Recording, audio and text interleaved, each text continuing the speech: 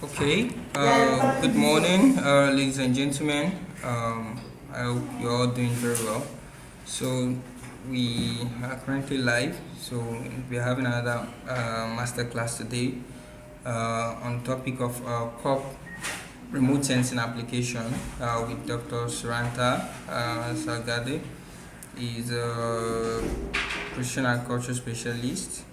But before I bring him on board, I quickly want to talk about this organization for those joining for the very first time. So, this is Precision Field Academy, and Precision Field Academy is the organizer of the Precision Agriculture Incubation Program, one of our social impact program. So, what's our vision at Precision Field Academy? We have a vision to create a world where every young person, regardless of their background, has the opportunity to become a digitally savvy farmer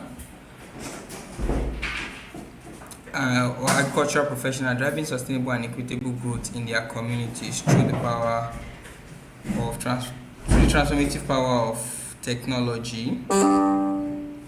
And our mission is to raise the next generation of farmers that are tech inclined and digitally savvy. So, Precision Field Academy is a social enterprise where we train and build the capacity of young professionals in modern and emerging technologies for the future of work in agriculture, and most importantly, to lead with precision agriculture. So, what's the methodology? We have core three methodology. Number one is education and knowledge sharing. We have secondly as training and skill development. Thirdly is coaching and mentorship. So, besides from this core three methodologies, we have six centralized courses for careers. Drone technology. We also have a geographical information system and remote sensing. And the course we are having this morning is categorized or classified under GIS and remote sensing regionally. So we also have data science in agriculture. Yeah, of course, we're coming up for that. We have robotics and Internet of Things, artificial intelligence and machine learning, and lastly is enterprise development. So putting together all of these courses and training, we are doing this in order to build the capacity of youths on both the enterprise skill, the soft skill, and technical skill for them to remain relevant in the future of work in agriculture 4.0. So why do we do what we do? From our research, we've discovered that there is a skill gap that needs to be closed, and young professionals need to build our skills, both technical and enterprise skills, for the future of work in agriculture. And secondly, observing the trend is not just enough. So youth directly need to be an enabler. They need to get involved. They need to become a player in the fourth industrial revolution and not just mere observer. And thirdly, technology is the key to unlock African agriculture potential, and these are the motivations that push us in doing what we do. So why should you join us at Precision Field Academy? Yes, we are creating the future we want in agriculture, and we are also inviting you to join the train. We also connect you to the world of information and opportunities in terms of scholarship, internship, and volunteership on both local and international scale for your career growth. Also, we also build on skill development, project collaboration, community interactions, university workshop, and symposiums. And lastly, you have access to coaching and mentorship from our industry leaders and professionals around the world. So at Precision Feed Academy, we are committed to building a community of young tech inclined and digitally savvy farmers and professionals for agriculture. So I'll quickly talk about this, just to paraphrase. So this is Core 3 and the program is currently ongoing, Precision Agriculture Incubation Program. Okay. I just want to talk about this. So for under the social empowerment, this program focuses more on capacity building, policy advocacy, gender inclusivity, and research and innovation, all on the concept of digital and precision agriculture, encouraging females to apply. And it's actually a data-driven agriculture, making the work easier, reducing the stress, and practicing agriculture in a more profitable and sustainable way. We have various goals. So what are 7 objectives? I'm just going to quickly read through that. I think that's what I want to touch majorly in there. So the 7 objectives for running this program, number 1 is to create and close the knowledge gap of participants about precision agriculture technologies and practice. So have this in mind, that this is one of the key reasons we are running this program. So also we want to raise the next generation of agricultural remote pilots.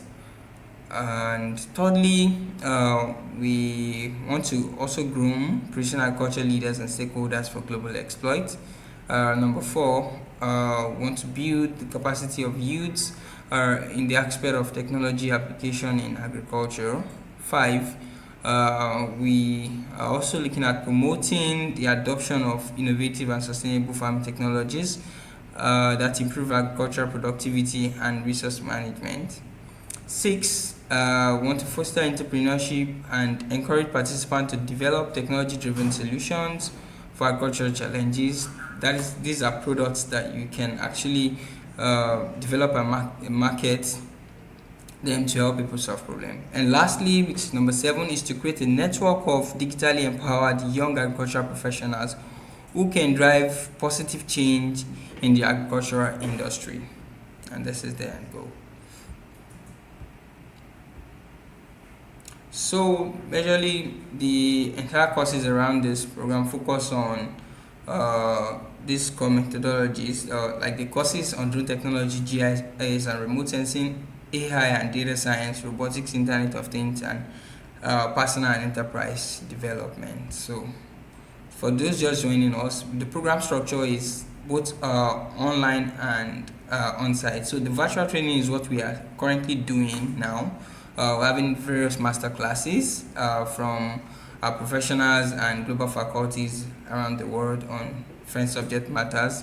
So after the virtual training, or like the on-site section, we'll be moving into the on-site practicals, and it will be like for those who qualified, yes, fulfilling all the requirements to actually meet the on-site before they get into on-site. So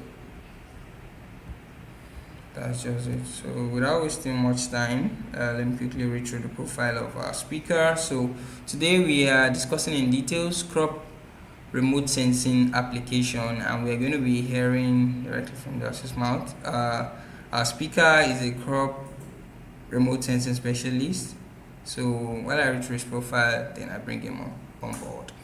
Alright, so our speaker is Dr. Suranta Salgade. He's a passionate and innovative researcher whose work is dedicated to transforming traditional farming systems through advanced precision agriculture techniques, particularly in crop remote sensing.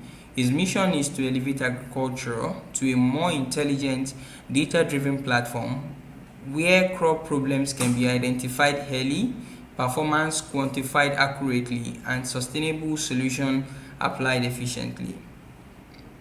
With an extensive academic and research experience in both Australia and Sri Lanka, Dr. Salgado has spent years developing and testing remote sensing technologies for early crop problem detection, yield forecasting, crop protection, and performance monitoring.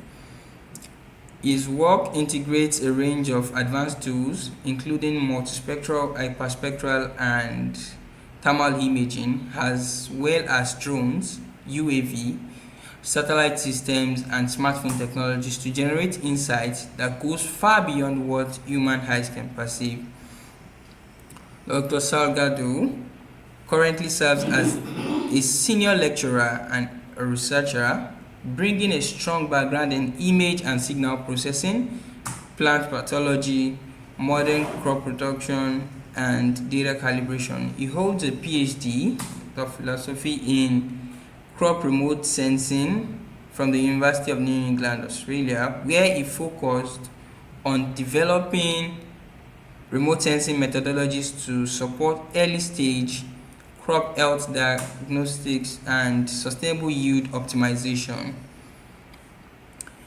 A strong advocate of multidisciplinary agricultural innovation, Dr. Salgade believes the power believes in the power of calibrated data and integrated sensing solutions to drive the future of farming.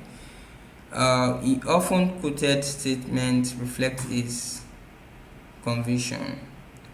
We should always embrace multidisciplinary agriculture solutions driven by data and calibration in the future of agriculture to reduce uncertainties and increase target production. Dr. Suranta Salgad.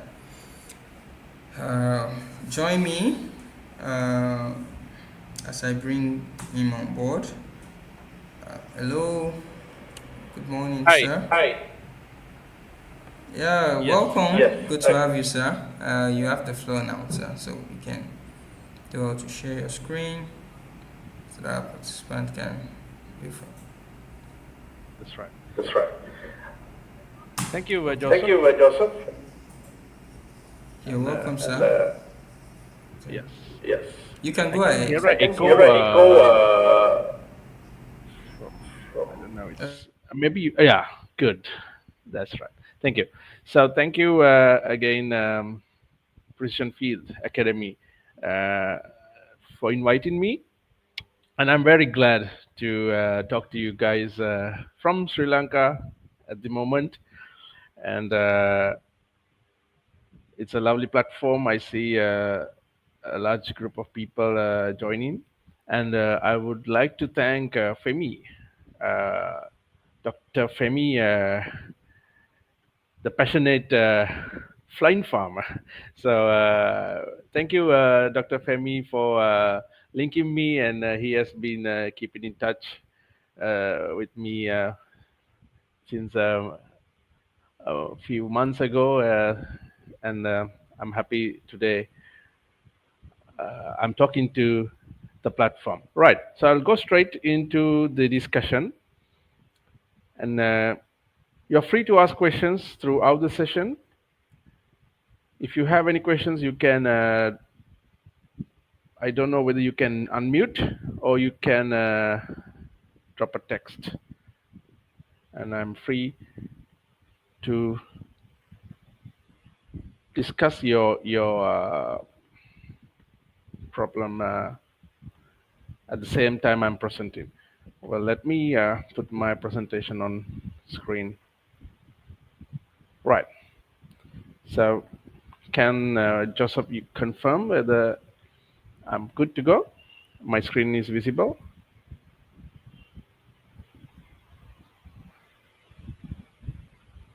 visible yet. Um, Uh, Joseph, your screen is not visible yet. I'm not seeing it yet. You can do how to share so this can okay. go off the Let, stage to be able to see it. let me Yes, try so again. I'll be waiting. Let me try again. Okay, sir.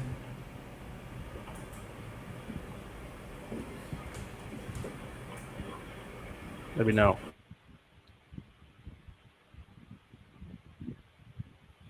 All good?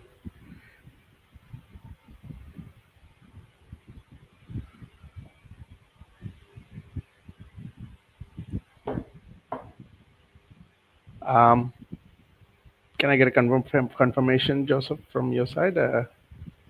Okay, your screen is up now. So, Good, thank you. Good, thank you.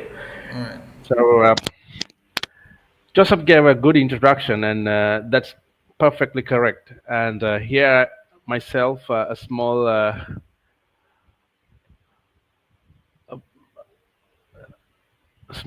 bio of my profile for you. So, I believe multidisciplinary approach needs to be applied in the agriculture field, especially. So, I think there are stakeholders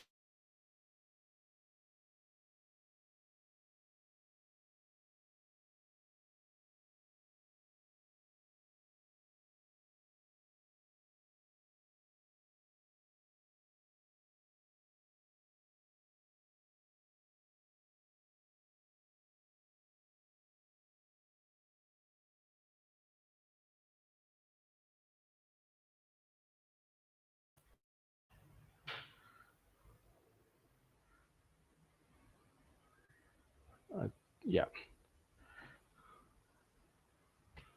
Hello. Right, I'm Sorry, there back. is an issue. Okay, All right, please I'm kindly back. reshare your screen again. Okay. Yes.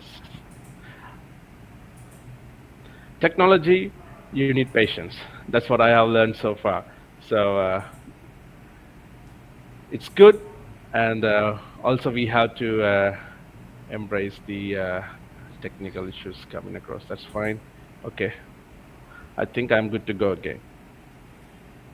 So Yes, yes, yes. Your screen is yeah, up now. Thank you. right. So yes, I'm a crop remote sensing specialist, everyone, and at the moment, I'm a senior lecturer at the State University in Sri Lanka. So, my passion is to bring this remote sensing, crop remote sensing, into the field where I learned my postgraduate study at UNE Australia with the ASK and the Precision Agriculture team. So, what I learned is that we can do better. There is a lot we can explore, we can apply into the field for the benefit of the food security, production, and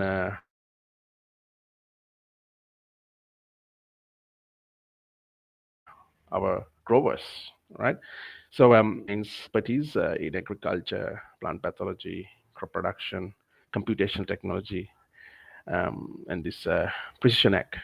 So I think the world needs more novel, more exactly, Joseph said the correct word, the calibrator. So the technology is available, and now what we need is make it accessible for the ongoing issues in the farm field and in the supply chain. Now, here's a small image. I dropped it in for seconds of brainstorming. What do you think, everyone? So this is the future of agriculture we all are heading. The globally, drones, UAVs are coming in, and tractors are getting transformed into unmanned or driverless tractors. So everything is going to be connected through the digital platform. The buzzword AI is getting very familiar. Now, you and I cannot get rid of this. That's what we have to understand. Since the time I started my career working on these crop remote, what I feel is there's a lot to learn daily and a lot to do in the field. So we cannot get rid our food security, our sustainability in agriculture. We have to make sure with the new technology now. So there's a kind of balance, I feel. So this is the fourth agricultural revolution we all are going through. It's the 4.0, or some say the 4G agriculture, the fourth revolution in agriculture, right? So we had the first, second, and third since the many centuries ago. and we are now in the 21st century. So, what is the 4.0 agriculture? And that's what exactly Dr. Femi and the team is has set the platform today, and I think a series of sessions. So it's basically the smart, the internet-driven, or the data-driven agriculture, the digital approach of agriculture. Now, that may look sometimes too high tech, but everyone is moving into that because it is highly sustainable.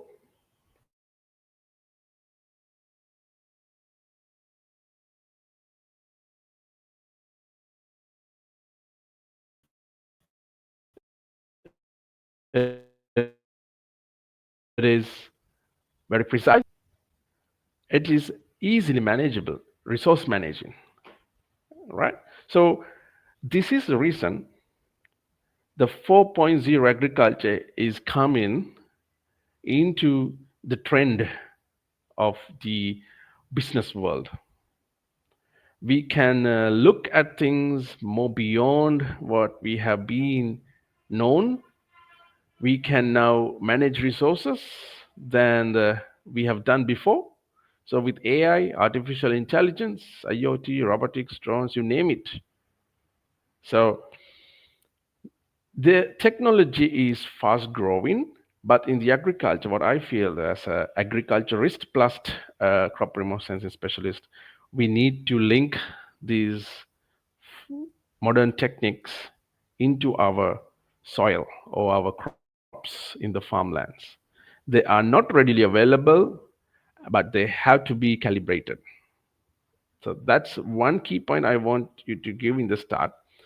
So I will take you through crop remote sensing applications and some of the work I have done, and some of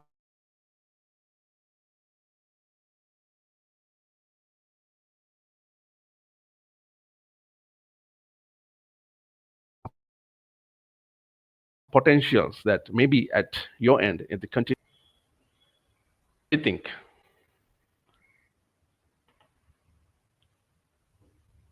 So if I ask you a question, the participants, how would your businesses, your industries, or a farmer would know that you have done good in this season in the crops? Yes? How would you know that you have done good? Your your your applications have worked. Your operations have been effective. What would be our key measurement or key indicator to get the success of your operations? I think traditionally we all wait for the yield. Am I correct? The yield is the key component that we all measure the success of our operations, the inputs, right? Now, as we all know in agriculture, the yield is end of output you get end of a season, maybe 3 months, four, six, some crops annually that you have to wait along. Now, with the 4.0 agriculture, right, the digital transformation, you no need to wait. We are going to know what is the status of your crop, what is the nutrient condition, what is the water level, what are the deficiencies. So I would rephrase the crop remote sensing term into the whole precision ag term into digital defenders. This is a word I thought it would be very trendy. So digital defenders. Now we have digital defenders in agriculture, right? So it's like we have a security system at our home office. Uh, any burglars enter, you get the defender, the sensors on. Now we are going to have defenders in your field to know whether the field is going down with the nutrients, going any stresses, uh, and maybe you can get to know your yield before harvest for sure. So we are going to have digital defenders in our field, and that could be linked into inputs, management decisions, right, and forecasting. Lovely, isn't it? Now, this is the agriculture we all are moving in. So the digital defenders, the role of remote sensing in agriculture. This is what the idea I'm going to discuss with you, the participants. And I have worked, as Joseph said, yes, I have worked across different platforms, drones, satellites, and also the mobile phones. These each platform is a part in the remote sensing or the crop remote sensing. So maybe some of you are new for the crop remote sensing. Don't worry, I will give a small insight of what is crop remote sensing and take you through some examples end of the session. Any questions so far? Oh, am I good to proceed? Um, Joseph, I think Okay. I'm good to go, right? Yes, yes, yes. You can go ahead. We usually attend to questions maybe at the end, so to avoid Okay. the distraction. Yes, No problem. but they will keep dropping their questions along the line, so you can attend to it Thank you. later. That's a good idea. Yeah, please drop in your questions and we will discuss that at the end. So just take the crop remonstrance in idea like this. It's a defender, a kind of a layer of security you have around your field, maybe block level, region level, or maybe sometimes national level, right? Is a defender. So the good part of this digital defender is you can now quantify plants requirements and also you can apply them quantitatively, right? So I think this is perfectly matching with Dr. Femi's idea of flying farm. I like that idea. uh, I call myself crop remote sensing specialist and Dr. Femi call it flying farm also. It's a really cool term, I like it. So the it's also saying the flying farmer is in the air and watching over your crops. So, cool term. So, let's see how these digital defenders are going to work. Are going to give you the security, the quantitative measurements of the plants, right? So this all comes under one broad area in science called as the crop remote sensing. As the term suggests, it's you have the crop, but it's remote. You don't need to touch it. You don't need to go into the field. Maybe it's you're going to sense the crop remote, right? So maybe you're at your office, at the farm shed, or maybe out of the country. You can still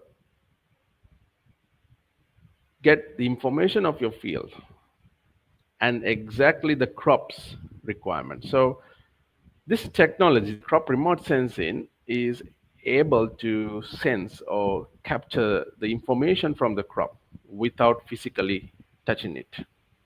So you no need to do vigorous or rigorous sampling to know your field. The digital defenders will do it for you without even in a short time, right? So now you no need to go on foot maybe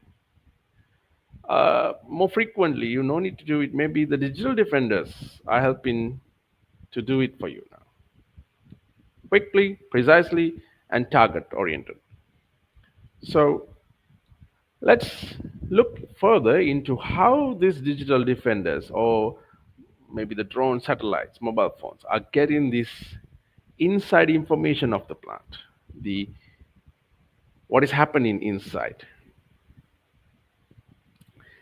Well, so I think you might have heard all the buzzwords we are going to discuss: drones, satellites, sprayer drone, all these.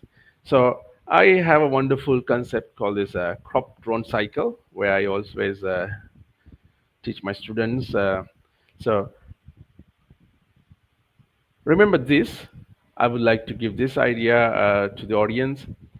Now, you might be knowing the satellite, you might be knowing the drone, sprayer drone. Now, to give the best output, these all have to be integrated with the farming field.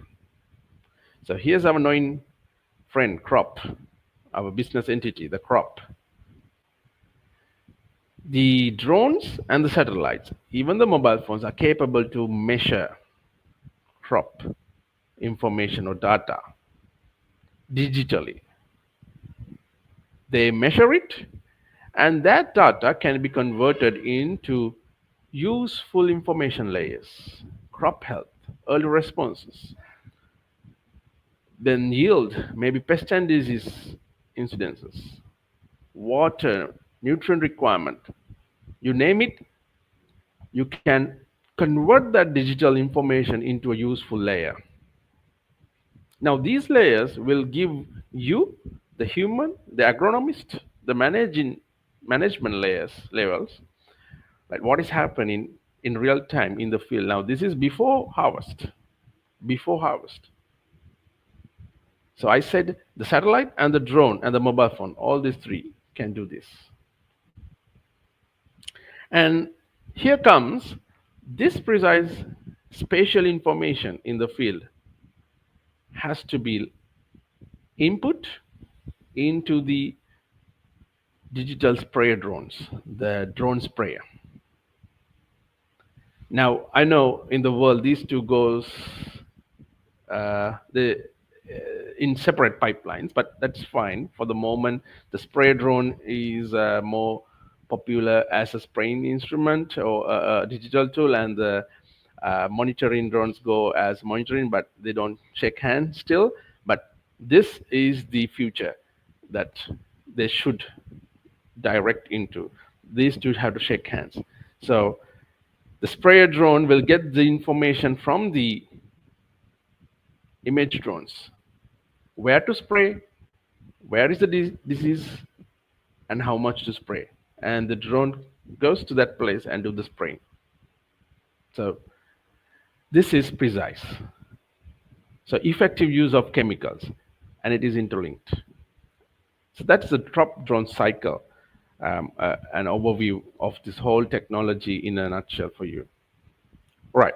So let's go a little further.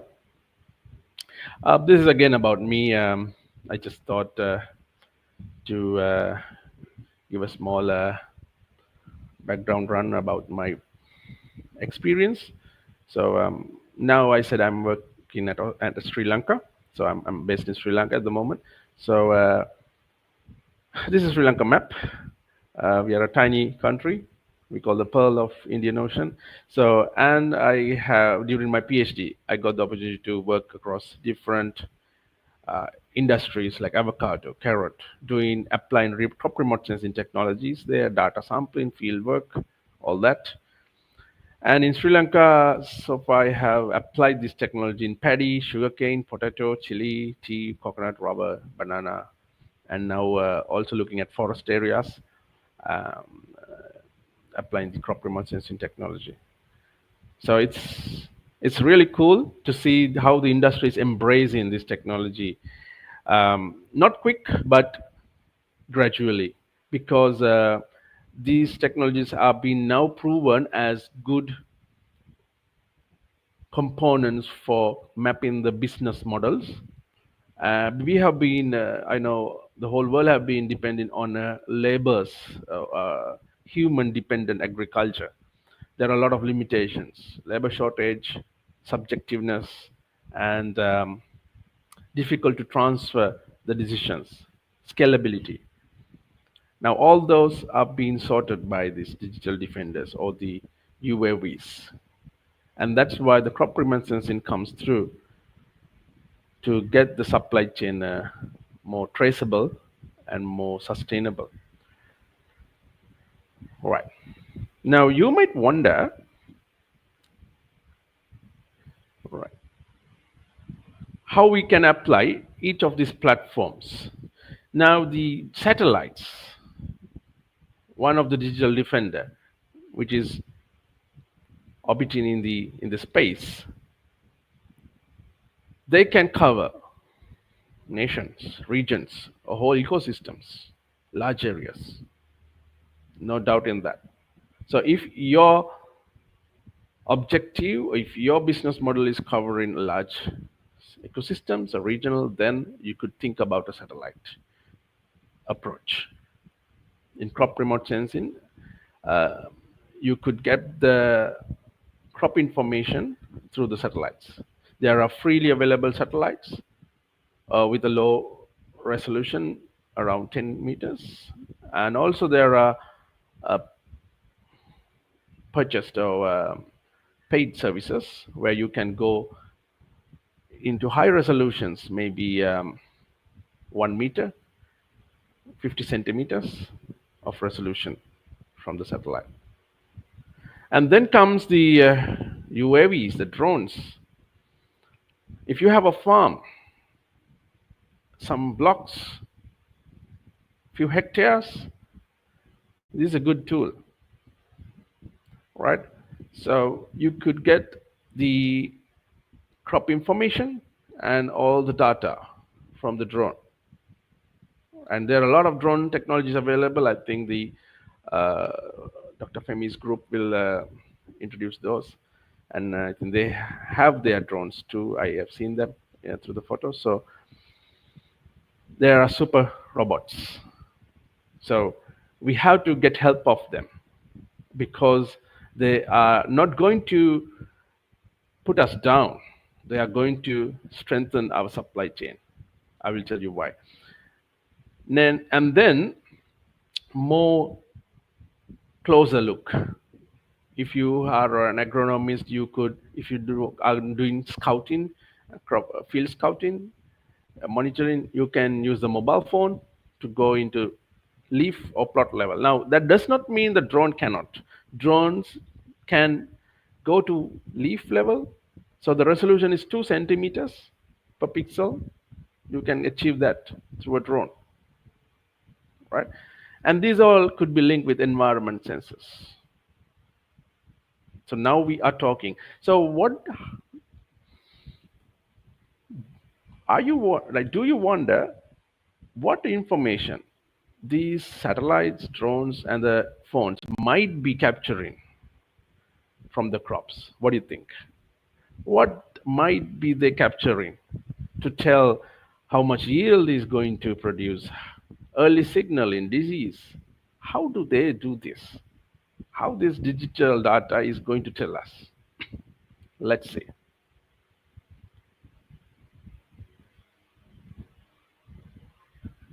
Um, yes, so this is a small slide. I thought it will help you to understand that there are many satellites. You can name World War One, Two, Three, QuickBird, Sentinel. I think you are aware of them. And here is a small comparison I wanted to show you. Now, onto my left, you can see the satellite image here, and I have included a clipped image or a cropped image of the satellite raster onto the left.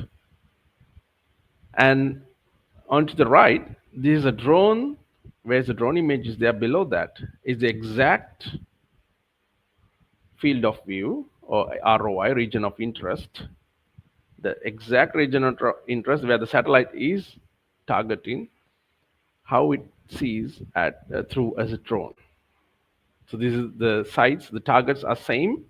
So how the drone, through a drone camera, how you would see that target and how you would see the same target through a satellite sensor. Kind of quite close, right?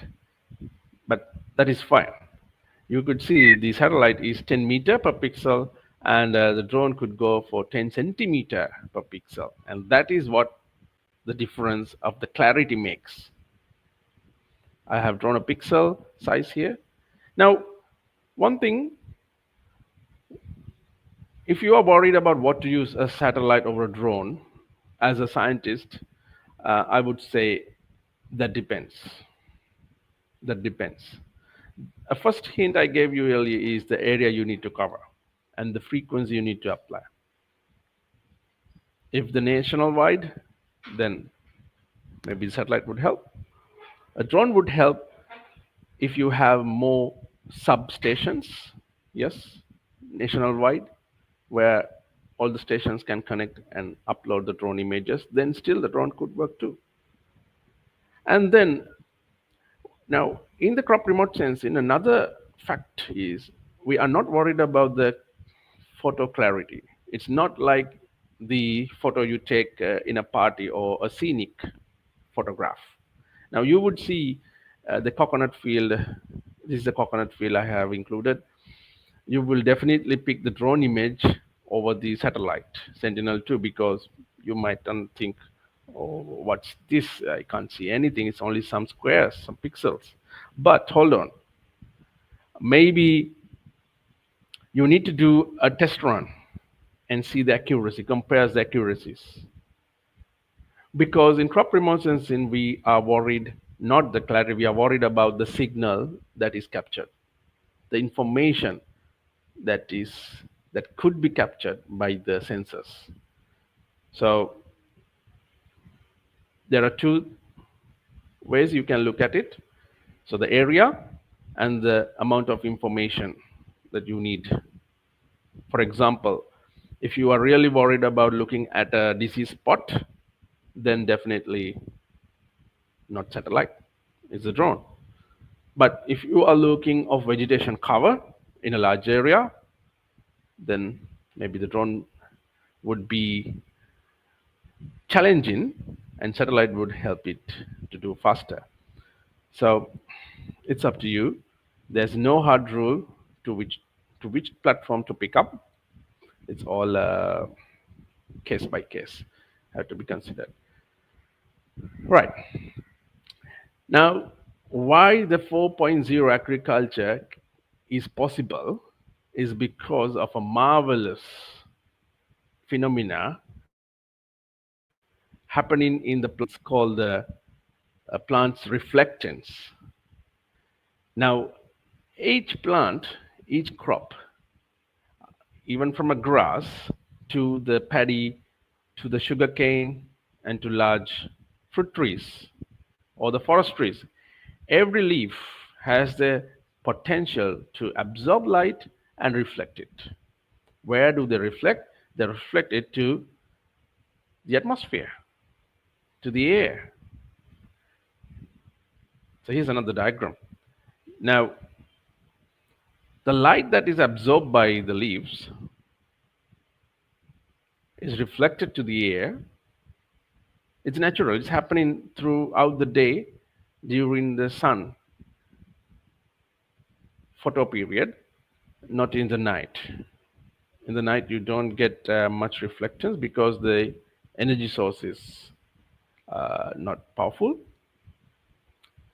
So the crops do reflect all possible electromagnetic waves that we have named it, from UV to visible, infrared, microwave, all the wave bands.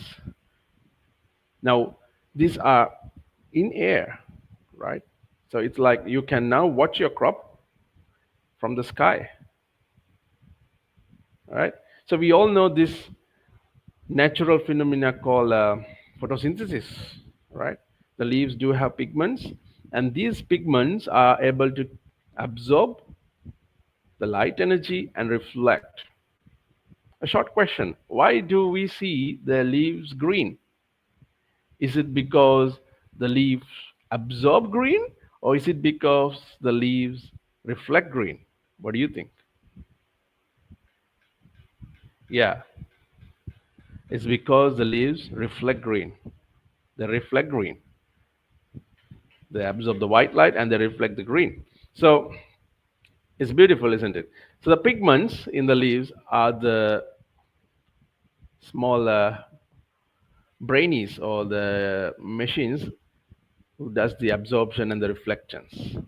Now, the satellite, the drone, or the mobile phone are capable of digitally capturing this reflectance wave bands, reflected wave bands from the vegetation. And the wave bands we know you can name it as nanometers or micrometers. So your camera, drone camera, or the satellite camera has the feature of capturing specific wave bands of the electromagnetic spectrum. I think it's clear, right? So if the camera is capable of capturing, let's say, 430 nanometers of wavelength, so which color is that 430 is referring to? So let's see this chart. So so I said 430. So that goes to somewhere here, the UV, the purple. Now, if I say 530, 530 nanometers, that would be the green.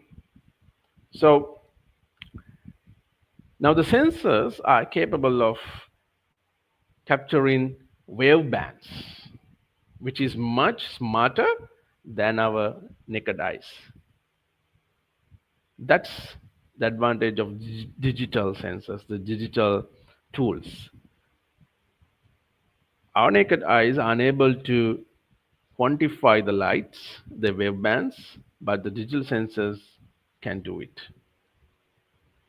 So now, if you have the sensors, you can measure how much of green, how much of red, how much of blue coming out of your crop.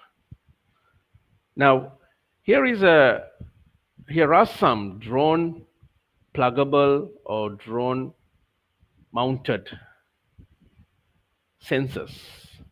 So here the one here is the multispectral camera. You can see the with a white case around it. So it has name 1, 2, 3, 4, 5, 6 cameras there. And towards the right, this is a thermal camera. Right, as the name say, it is thermal. The temperature, you can get the heat out of the plant. You can capture the heat that emits out of the plant. And then further, you can also use the hyperspectral camera and the lidar. It's not a camera; it's a sensor where it emits some signals to get structural informations of the crop.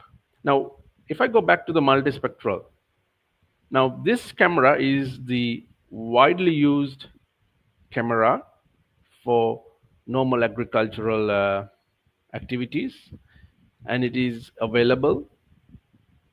Uh, I think the Dr. Femi's group they have it, and all the tech guys, the 4.0 agriculture system applications, they have this. So, one which is behind is one of it. You can see this is my okay, I will take that. So this is the drone. This is my drone, and this is the camera I'm talking about. All right. So if I so yeah, this is it.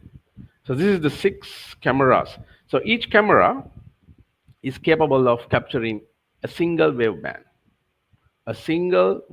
and I have named that in the screen. You can see. Now, why it is good for us? Do you know how many wavebands basically our eyes can capture? Yep. Any idea? Let me fix this. How many wavebands our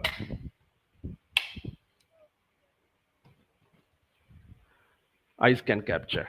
Basic wavebands. It's 3: the red, green, and blue, and others are mixture of those colors that we can visualize.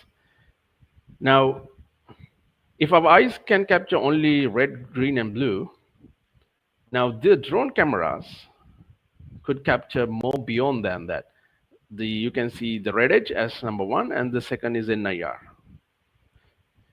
Now, these wave bands are very powerful wave bands in smart agriculture.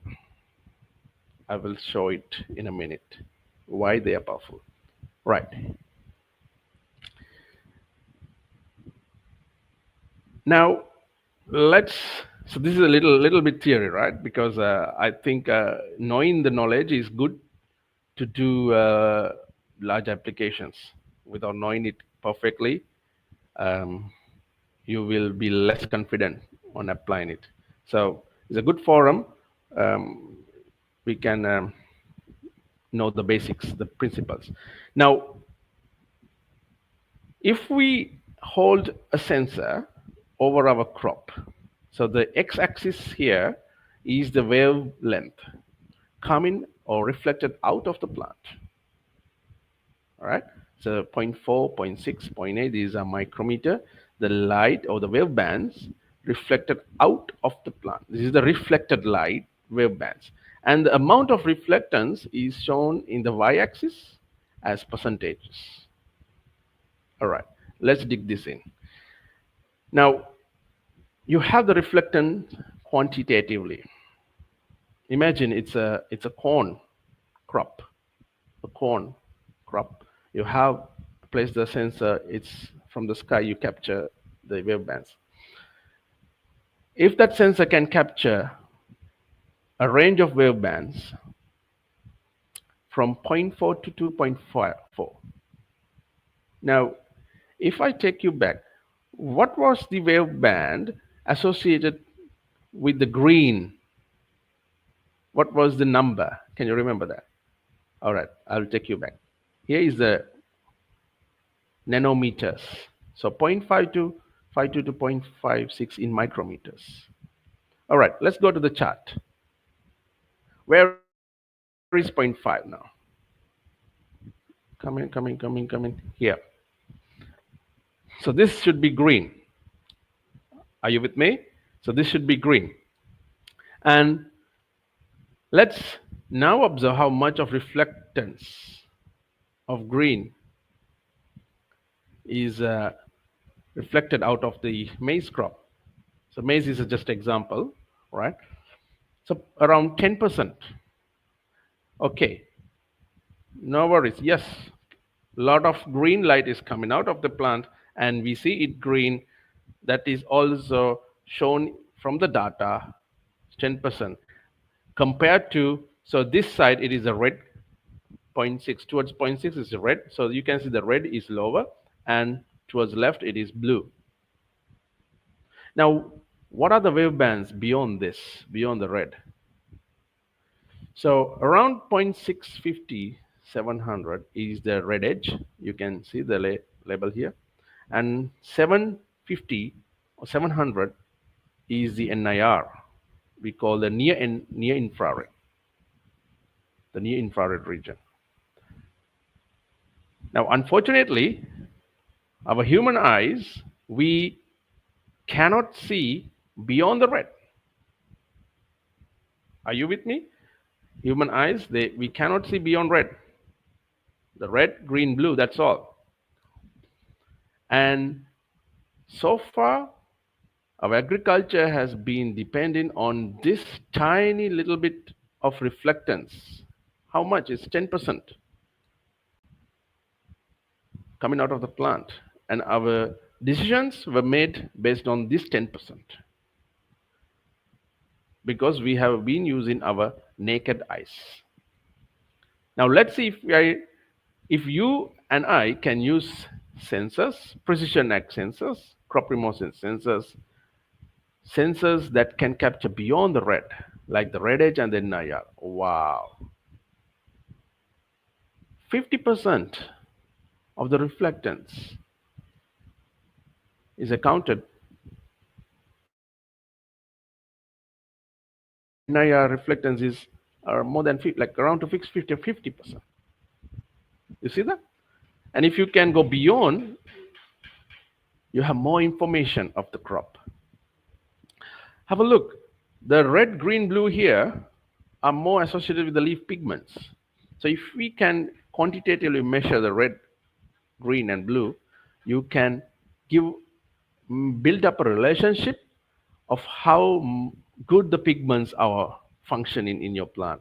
Maybe for your biochemical, biophysical properties in the plant, the biomass, the chlorophyll content, right?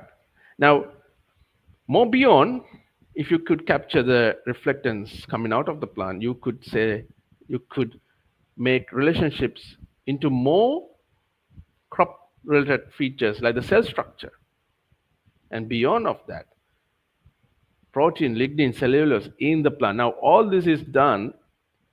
Is it through a lab test? No. Is it through any contact or destructed in tool? No. This all depend on what? The reflectance, the light that comes out of the plant. That's it. That's it. Beautiful, isn't it? Now, that's why I said in the start, the 4.0 agriculture systems, digital defenders. The defenders are now watching your crop and they're going to tell us, all right, your cell structure is changing. Maybe you need your water level is going down in the crop, not in the not maybe in the soil too, in the crop. And the leaf pigments behavior is different. It's a pest attack. Watch your crop, right? And the nutrient levels, right? Now, I know you might be slightly getting an idea, wow, this is super. And can we get it early, these signals, before really the symptom come? Yes. Now, the changes happening inside the plant, the scientists have found, and we have always proven in our research work, uh, where we have done so many research work, that these changes are indicative early, before our eyes can detect it. I will tell why. So here's a look, dear participants. So this is another vegetative curve. So we call the reflectance curve or the vegetative curve. So vegetation curve, we call this the vegetation curve. Um, so healthy curve. So look at the green line. So now I have framed the graph only with the NIR, red, the green, and the blue wave bands. It's because the multispectral drone cameras, these cameras are capable to capture only up to the NIR. So why it is called multispectral? Any guesses? It's because the camera is capable of capturing the visible plus and the non-visible. The visible red, green, blue plus the non-visible red edge and NIR. And that the term we call for that combination, the visible plus non-visible, is multispectral. It's not because you get more bands, it's because you get bands beyond the visible. And hyperspectral means you get more fine wavebands in the multispectral, more fine, more nanometer level. Right. So let's go to this scenario. Now look at the green curve here. It's a healthy curve. And as I described earlier, so the x-axis again showing the wavelength in nanometers.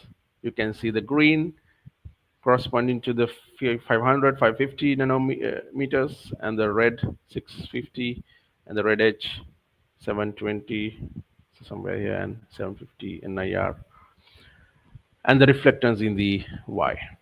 Now, have a closer look. Can you point out, or can you tell me which waveband region, either blue, green, red, red edge, or NIR, which waveband region has been reflected most from a healthy plant? Is it the blue? Is it the green? Is it the Red, red edge or NIR. Which wave band has been reflected most? You could definitely see is the NIR region.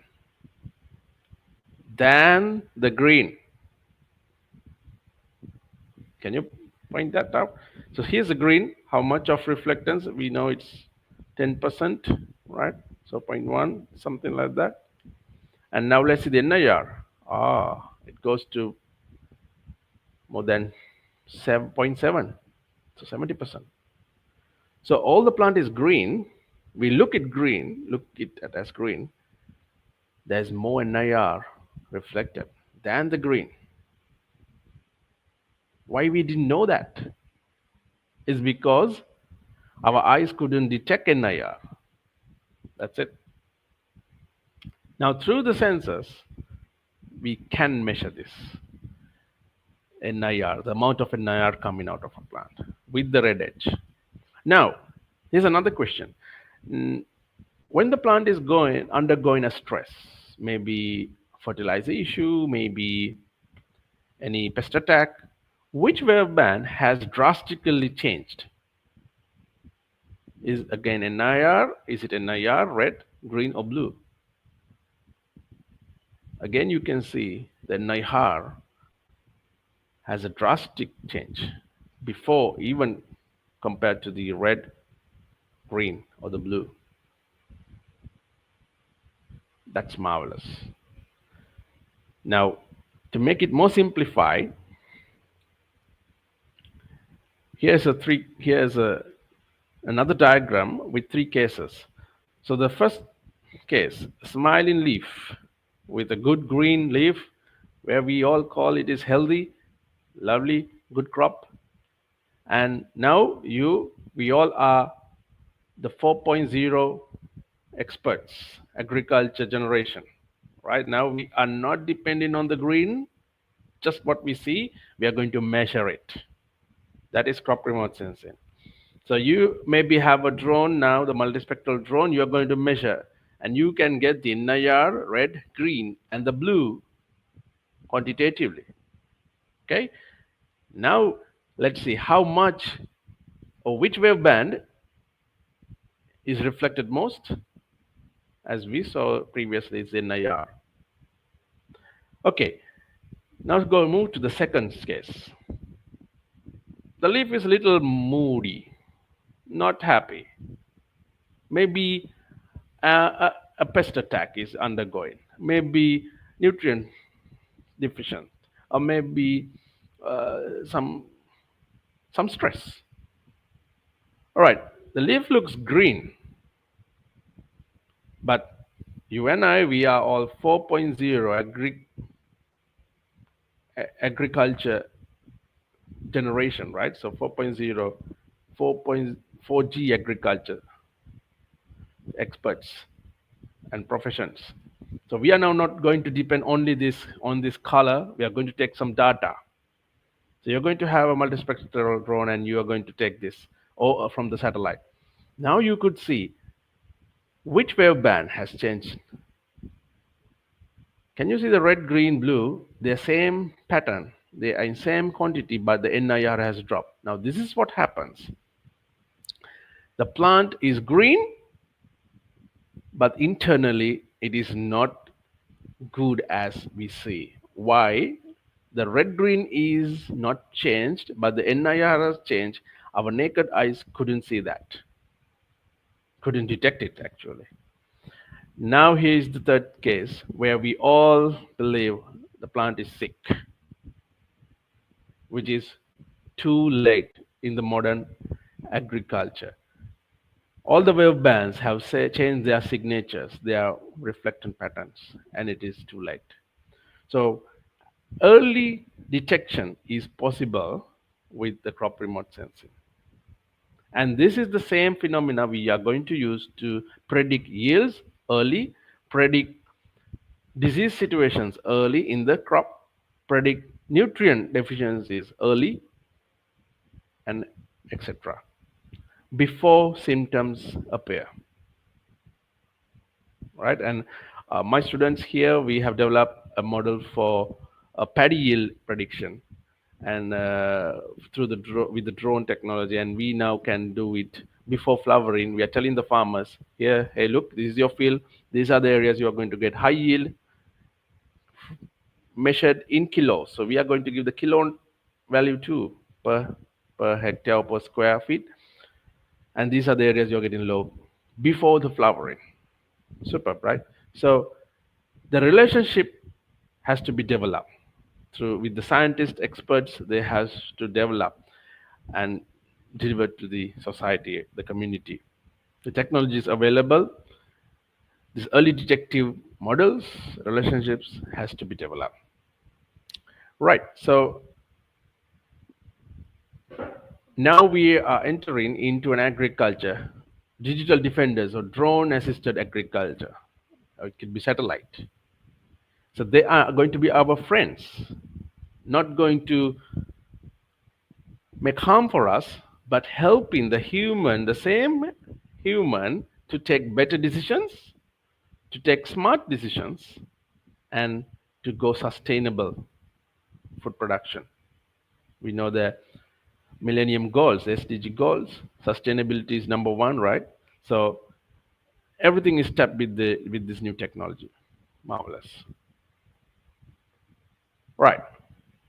Now, everyone loves drones, so I will now focus a little bit more towards drones.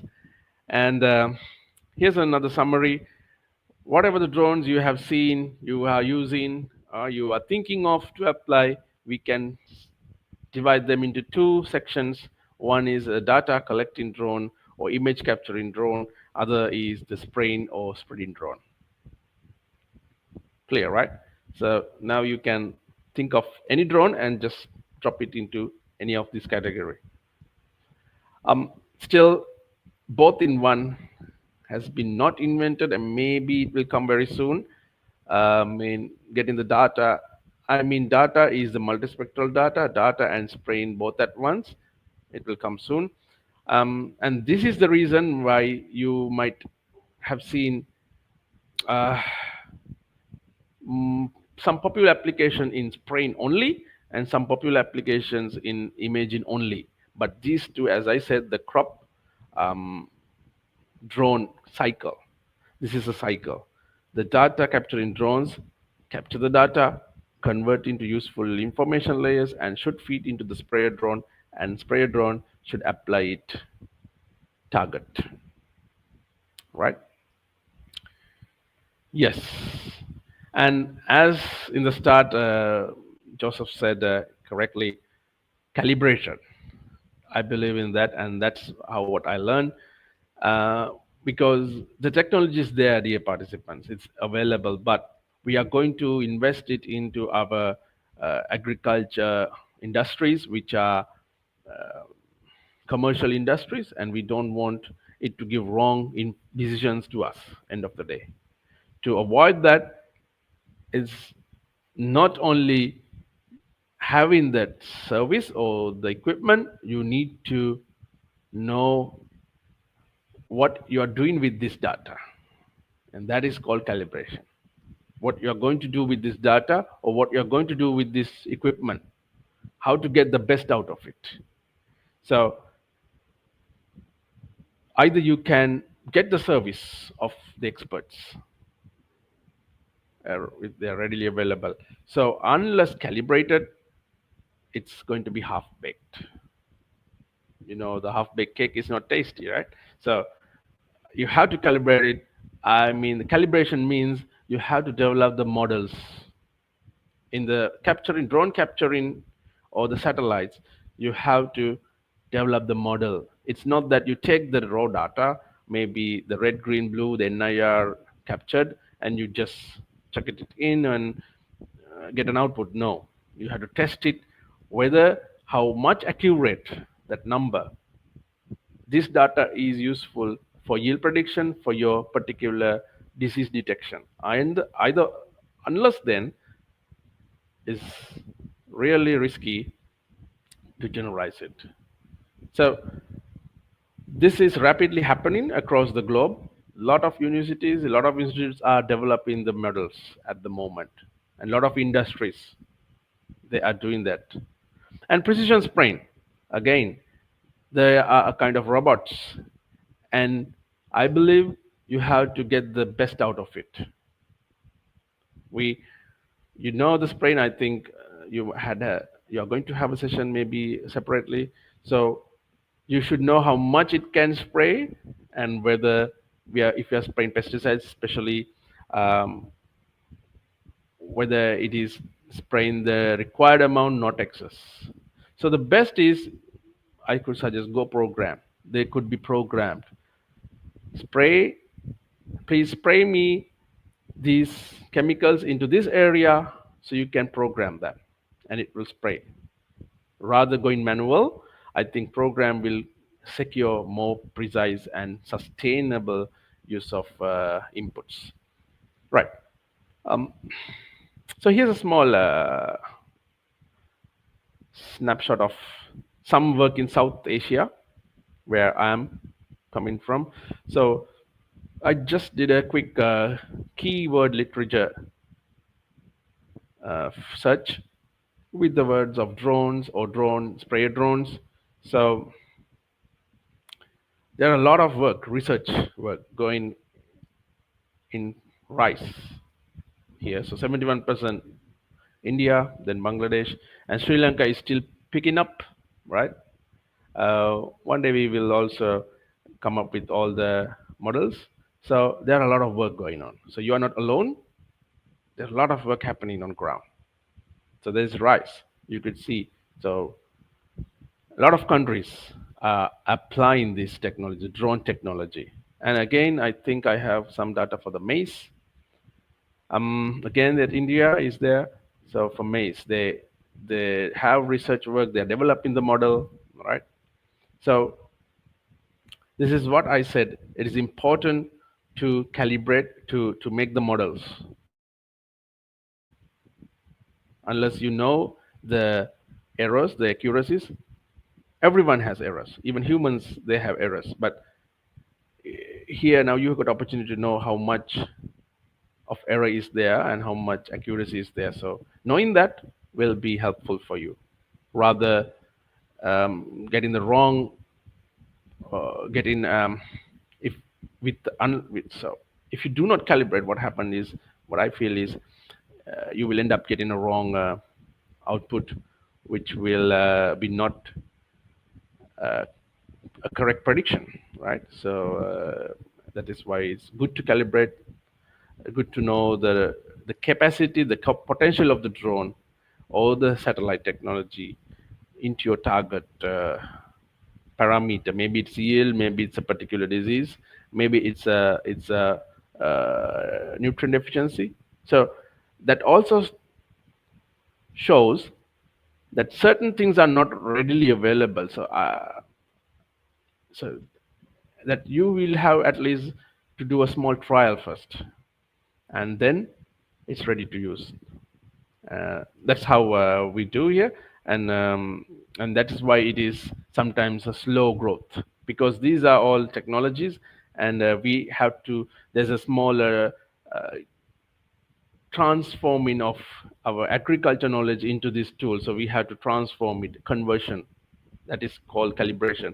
So the agronomist expert could say this plant could give this much of yield, and you should know how much closer the drone can predict it. Simple as that. Right. Right. So I will go through some of the work I have done here.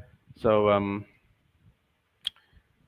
we have also done some spraying and spreading techniques calibration. So here's a paddy farm pesticide application in Sri Lanka.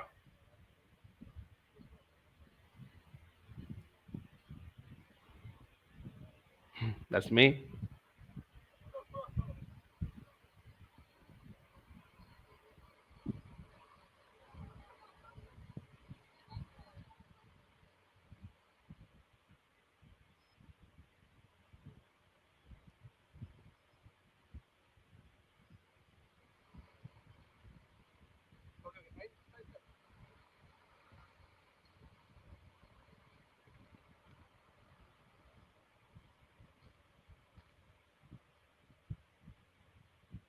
That was quite a risk landing, and not a safe landing, but that was emergency. So we are trying to develop some protocols down here in Sri Lanka for pesticide spraying, and this is what I said. It's programmable.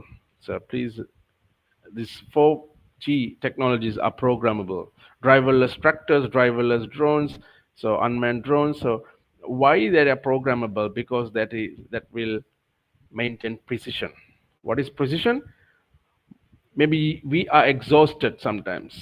We can't cover the whole hectare with the same speed, but the drone can do it. Our chemical spraying earlier was backpack, the knapsack, sorry, the knapsacks.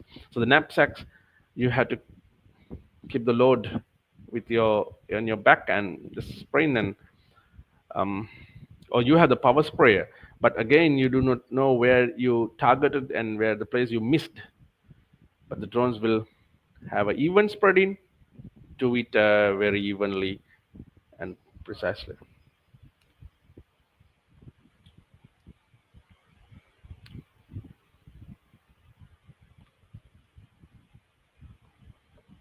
So it's another video for you. So there are a lot of settings. I think you will know those. And when calibrating to know exactly how much of liquid is deposited, how much of what is the droplet size, you can do some calibration tests. This is some work we have done here, and in the ground. So this is one time work, and then it's good to go.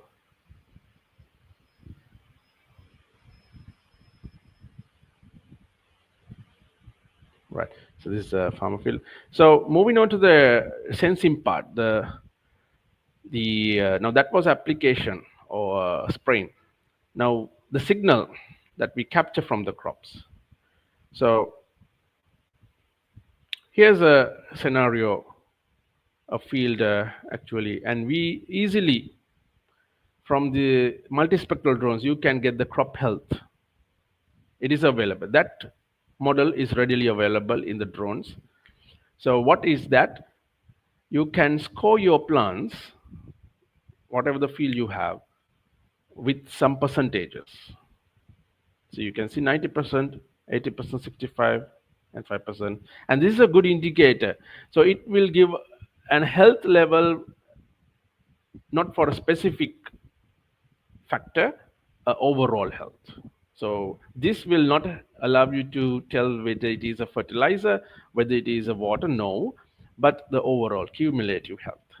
But it works really good because you look at this field.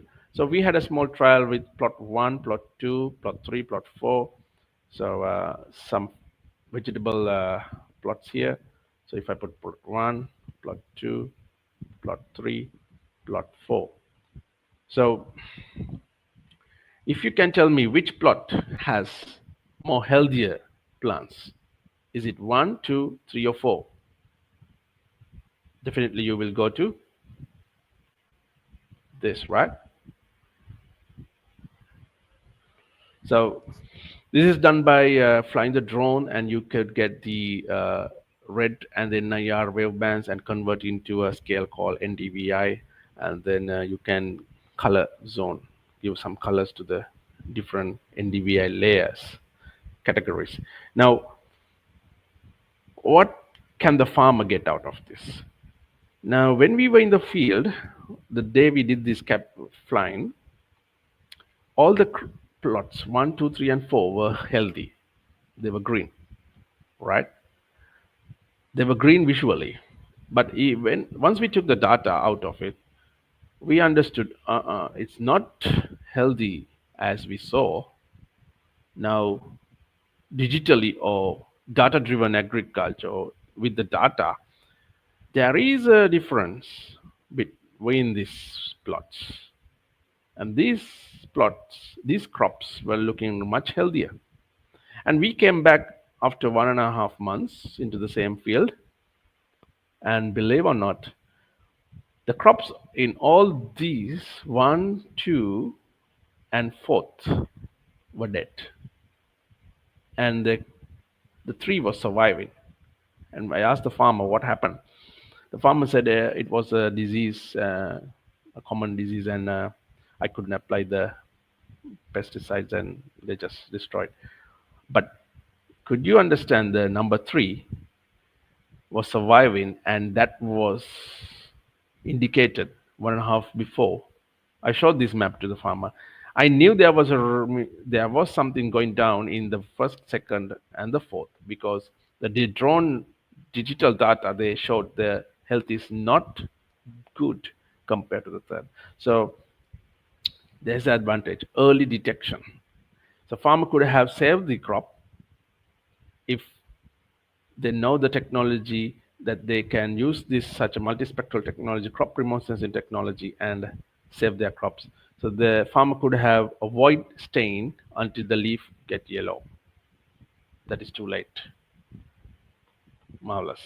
So that was one of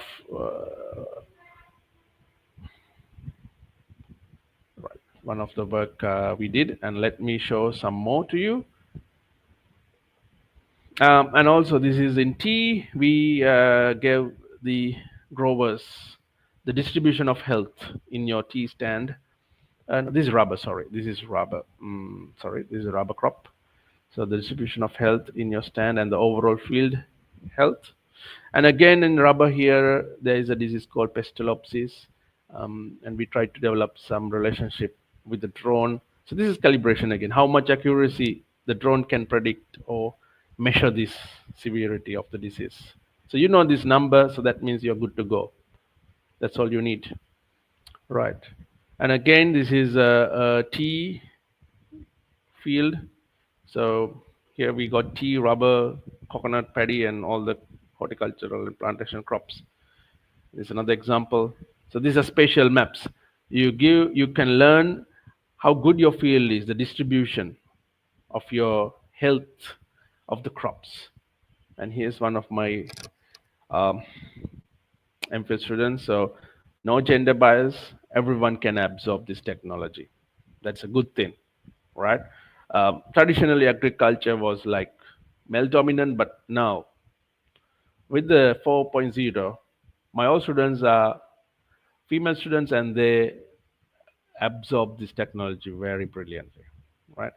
And the same student, we develop a nitrogen monitoring map in the paddy. So you could see the color, the key, the legend here. So 0 is no nitrogen, 50 is half, and 100 the nitrogen amount. So now you could understand that the dark brown is like 150, and you can now see where do in the field I have the same nitrogen level similar to this. So spatially you can get an understanding. So the zero nitrogen, and the officers can understand, look, my field is not evenly distributing with the nitrogen input. That's a huge learning, right?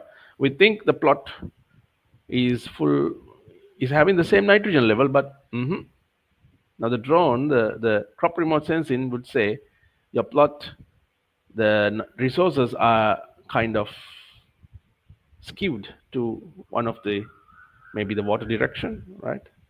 And we can take measures beforehand. And another thing is all the crops, as you can see the RGB image, they were green. I'm repeating again, the crops were green, but while they were green, we can get an additional layer of data with this new technology with drones and satellites. You can know the nitrogen level of the crop, the fertilizer level. And famous this chlorophyll chlorophyll meter, we call the SPAD meter, right? So we try to convert the drone images into the chlorophyll amounts. So it's easy. So the officers now no need to go on foot. You fly the drone, you get the images, get this chlorophyll distribution map. Easy, right?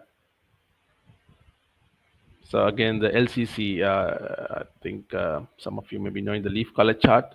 So we converted the leaf color chart also into the drone images. And here's the one I told you. We developed this rice yield predicting.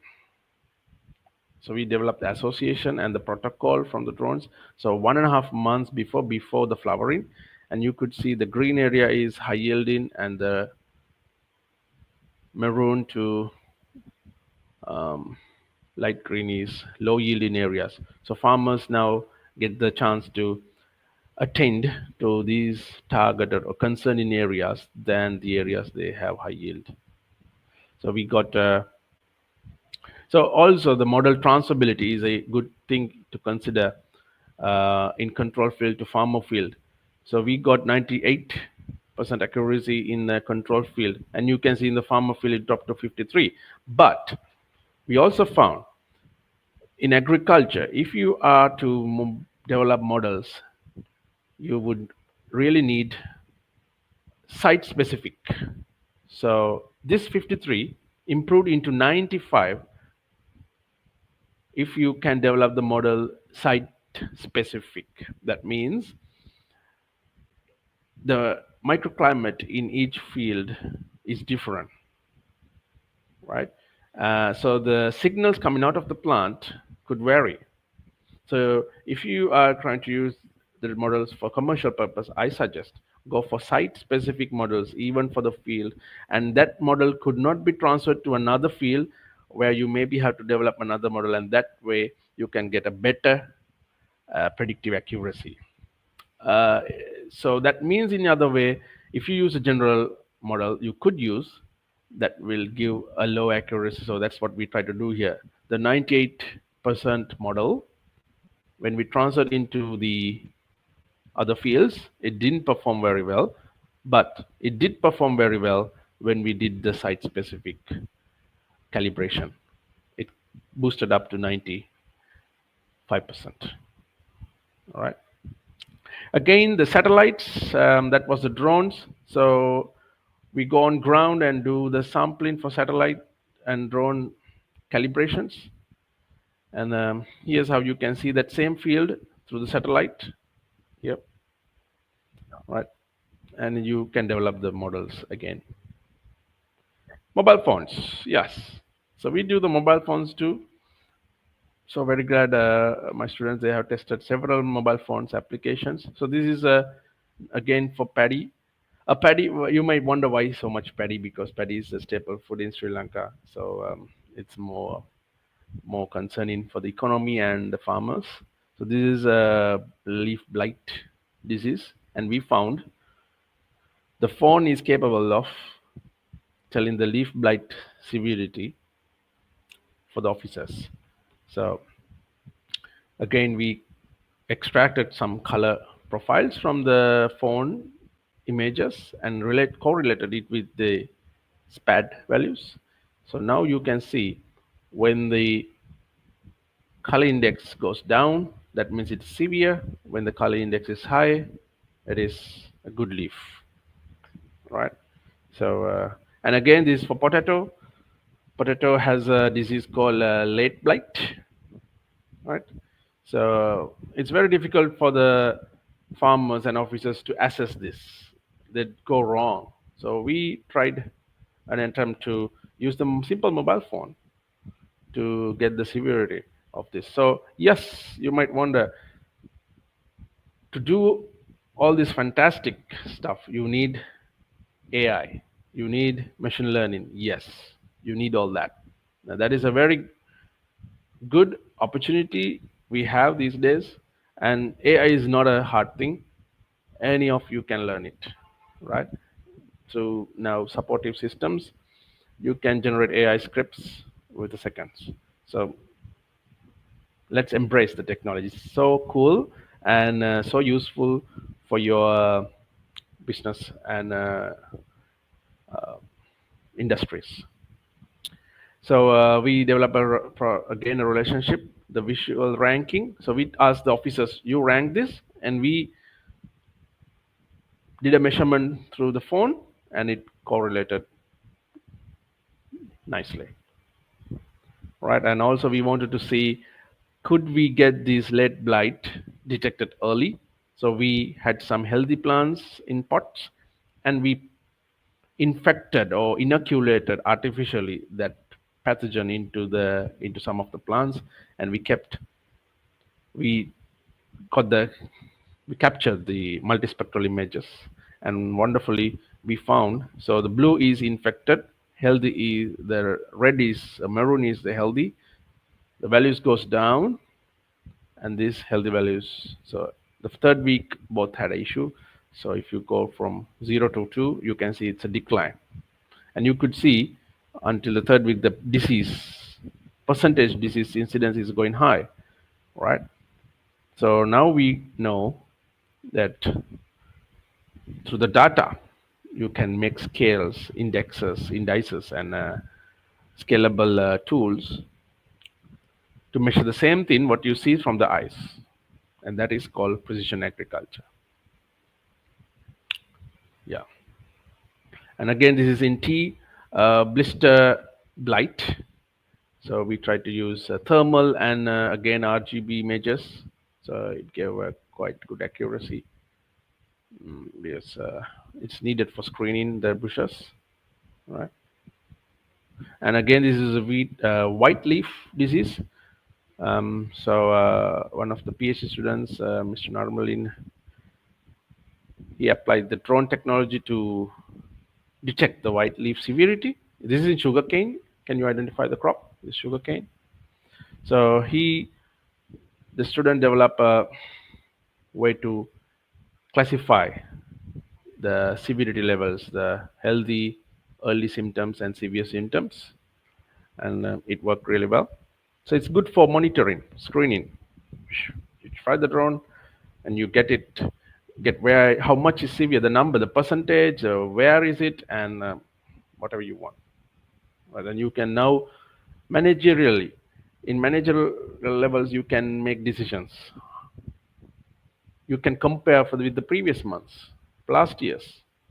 So you are now breaking the uh, dependencies of in between layers, right? Or any errors done by human. So you are now totally dependent on objectiveness, the data coming from field, independent from any other party, just from a sensor. And here's another case in a T field. I develop a spatial map so you can see. So you could get quantitatively. This is the T field, and you see it is green, right? But it is not really good as you thought or we thought. So there is a variability, and this is very important commercial industries to know the variability within the field. So now here's a histogram I produced to them. Now the managers know, like, okay, our bushes highly healthy is just number of sample tea bushes, so only 200, and more are in this category, 83 to 85. So if you do repeat this after 6 months, anyone would expect the green to go up and the light green to go down. So that is again data driven agriculture, right? So you're depending from the reflected data, reflected light, and data captured from the drone or satellite, and converting into some analytics. So this is called spatial analysis. So there are spatial analytics to do this, and you can link it to the um, your financial goals. And again in Australia, I did this. That previous all was in Sri Lanka. This is actually part of my PhD work. So this is avocado. We used the satellite too there, and in the avocado there was an issue called root rot disease, and we produced a map for the farmer showing the severity. Hey, see the severity in your field or in your orchard, healthy, where they are distributed and where the severity is distributed, and all are still looking green. That's the beauty of it. All right. So this is what they have been using the eyeball assessment. So 0 is healthy, and close to 10 it is completely destructing, right? So We replace this with the drone, satellite, and mobile version. So here's another example of the same severity scaled through the mobile, right? So 20% porosity, canopy porosity, and 40% canopy porosity, and beyond that. So this was an easy and a very friendly tool for the farmer or the grower, where you can assess take your normal phone and get a porosity. So what are we achieving? Consistency, objectiveness, not subjective. Uh, Expert A would go and say this is one. Maybe expert two will go and say this is not one, this is two. Conflicts. And it is, if you do in a larger hectares and hectares of this conflicting decision making or assessments, it will reflect uh, really bad in the decision making layer, right? So mobile phones, they can help you to assess easily. And here's I thought to put a slide here to show you how the thermal works. So the same species again, see the root rot. When the trees are with the root rot, they're suffering with the root rot. The trees really get naked. We call the dieback, and they get defoliate. And when you hold a thermal camera, whoa, they're really burning, right? So that's interesting. So thermal cameras are good for irrigation related problem troubleshooting. That's a really good one. So you could scan your field and see is there any irrigation issues, or the tree is having some irrigation problems, right? So PR diseases are directly affecting the transpiration of the plant. So thermal was working very well for that. Right, again, back in Sri Lanka, so this is a coconut field. You can see coconut trees. So, I zoned the field into health categories. So you can see green, light green is 70% healthy, and blue is 60%. So you can understand the field is not doing really good, and the grower really agreed that, because that's the problem they had. The field is not healthy. So now they know really how much it is healthy and where spatially. So you can see 70% healthy trees are scattered around this area, and 60% is toward this area. And there's a reason why here is 70% there were more, the soil was more moistened. There was a lake running down. So that was obvious, right? So quantitative again. And again, you can get it in numbers. How many trees are in the higher healthy end, and how many trees are in the lower and the mid, da da da. And you could do this repeatedly, and it's a really good way to analyze your field quantitatively. You have things in numbers now. That's the good thing. And consistent. You repeat it again next time, it is being monitored, assessed in the same way, because it's done by a digital sensor. That's the good thing. And we found why these are having less, why the blue is healthier, less healthy, and the green is high.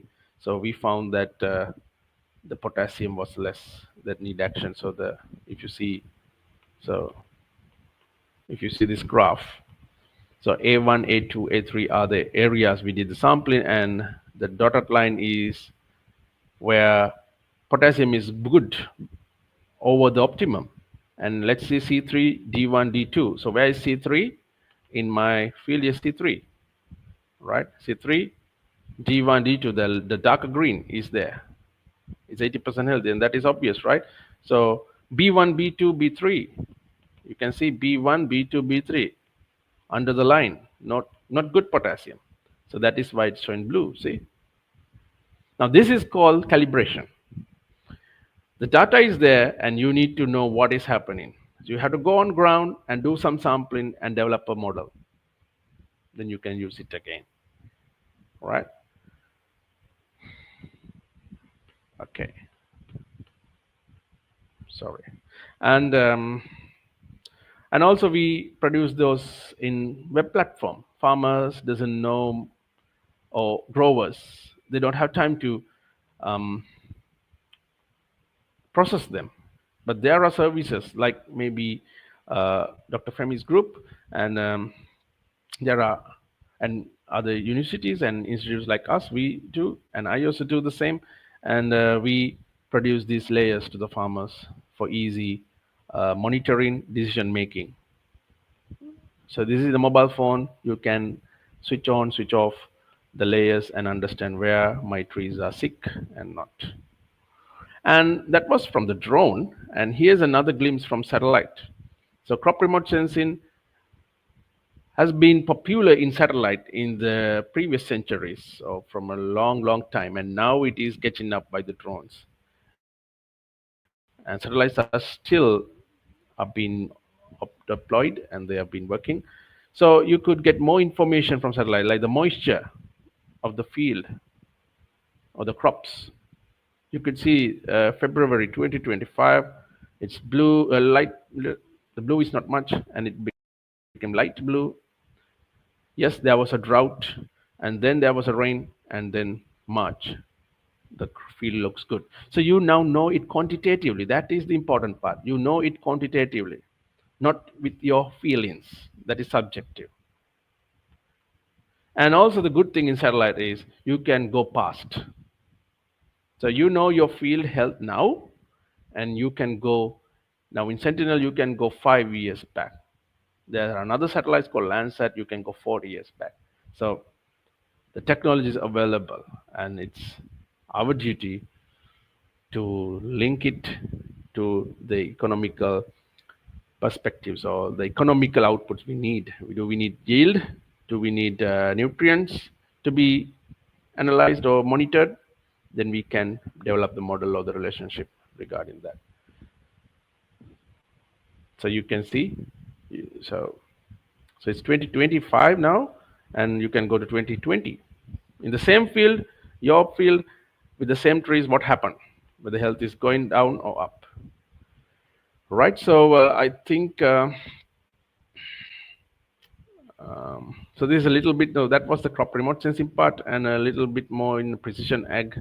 So I think give me a few more minutes, then I. That's the end of my session. I think this is not. This has been done by maybe your the series. So now once you have the data, all um, the maps, the yield, right, early detecting target areas, right? So target application can be done by the drone now. So you have the spraying and the spreader drone, right? You can even apply fertilizer, and also you can apply liquid, either, right? So no need of to find labor. It's precise. So we have found in research the, for example, if you need X amount of liquid pesticides for the field on ground by the drone, you need lesser amount than that X, like maybe 70% of that X only. You can reduce the amount of input. Even the same with the fertilizer, you can reduce because it's programmed sprayed or spreaded, and it makes sure each unit, each inch has a equal distribution of particles, not like the human spraying. So in the past, human did the spraying, and now the drone is doing the spraying. 4G agri system. Who decided the speed of spraying in the past? Who decided where to apply and not? Human. But now we are saying, we are programming, we are instructing the drone, spray this area in this speed, this particle size to me. It's done. It's programmable. So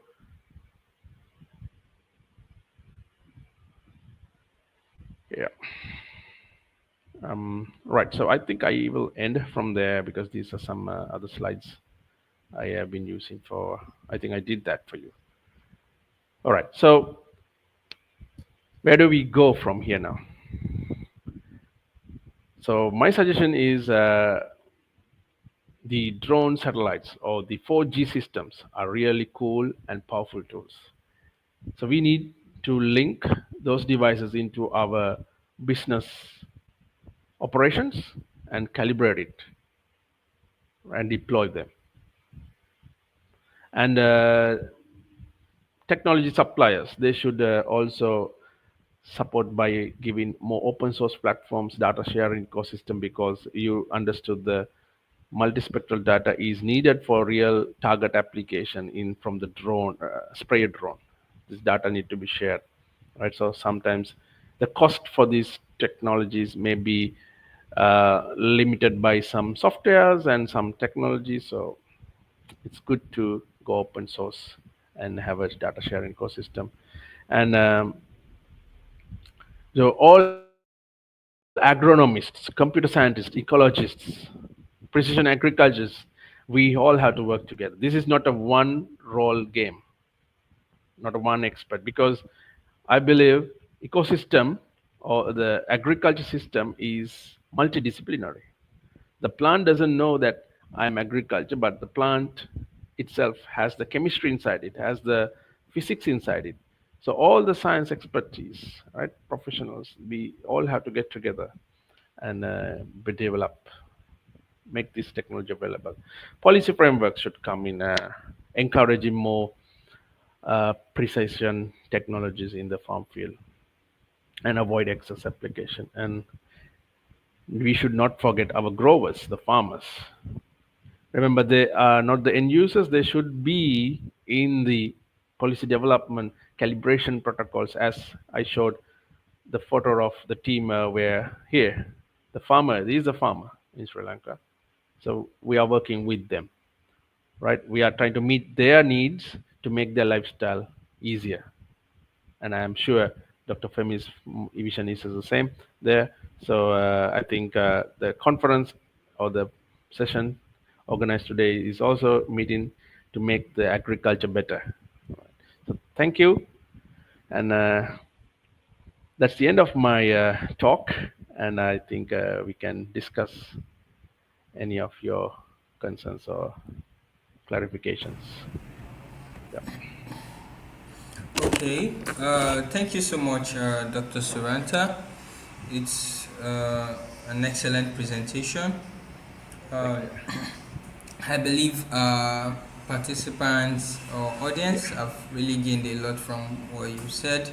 However, we have some questions we need to treat before you leave the hall. So there are a lot Yeah. of questions. I'm trying to. Okay. Okay. Trying to check through the chat. Okay. There are a lot of questions. Okay. Comparing discrete sheet exploration. This was my question.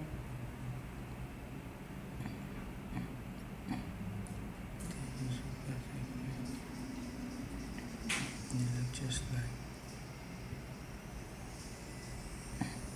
Right, just give me 1 minute. I Yeah. will bring it up.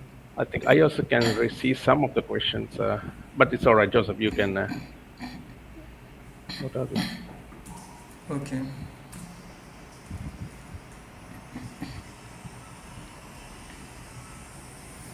So, what are the impacts Okay. of crop remote sensing on smart agriculture? Yes, Can you see the question? I can see it, Joseph. Yeah. Okay. So, uh, proper remote sensing, as we now discussed, and as you saw, that's enabling the farmer or the stakeholders to know things early, and you can quantitative, maybe the water requirement, maybe the fertilizer, maybe any pest issues, right? So imagine, you know, you're going to get to know the situation early before it is destructed, right? Then you can take remedies beforehand. You can deploy action beforehand. So the inputs that you will apply at the severe stage will be lesser when you apply at early stage. So that is sustainable, and even cost-wise, it is much um, beneficial. And also now that is the detection. So now you can have a centralized management on your fields with the smart system or the crop remote sensing, because it's all based on digital data. It is transferable. Mm. So you can have a platform. So now the trend in word is the dashboard coming up in the industries. So you can develop a dashboard. You give a click, tell me the health level this month, the previous month. Tell me what will be the yield next few months. So you can have all this in your fingertips with crop remote sensing. Yes. Okay, thank you very much. Another question is, does this crop remote sensing applies to only open field or can be used in greenhouse farming? Very good question. Okay. There was a case also we did. I no need to show the image. So we have done this in the greenhouses too. So using the mobile phone. Now remember this: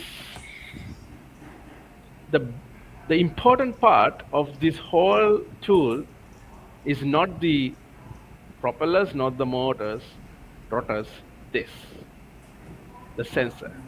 So you could purchase sensors that are stationed. You can fix it, right? You can plug it into a station, a fixed station. You can keep watching your crops. So in a greenhouse, maybe you won't be able to fly a drone, but you may use the cameras, the sensors, to understand what is happening in the crop, and also the mobile phone. The mobile phone is a good option to the greenhouse. So yes, you can do it in greenhouses. Okay, thank you very much. Someone is asking this question. How is crop remote Mm. sensing applicable to crop breeding programs, especially cassava program? Yes, our program. Excellent. That's also another trending area our research is working on. So it's phenotyping. So for phenotyping, we all so far the breeders are depending on visibly seen physiological traits, the leaf area, leaf shape, flower pattern, and all that, the crop height. But with the crop remote sensing, you are able to get some digital signals that are related to the biophysical and biochemical properties of the plant. So variety to variety, maybe the biophysical, biochemical composition or the functions has a change, difference. And if you are a breeder, you know that, you will believe it. So now we can, it's so crop remote sensing, the reflectance pattern I showed to you is a new piece like the primers, the DNA sequence. So the signal patterns, we can use them as spectral signatures. We call them spectral signatures. So the spectral pattern of a variety 1 could be different from the variety 2. And if you have done a research and a relationship, right, what is the spectral signature specific for this variety and that, now you can fly the drone or take the images in a field, and you can now detect your specific target crops for breeding selections, right? So for phenotyping, yes, cryptomycin is possible.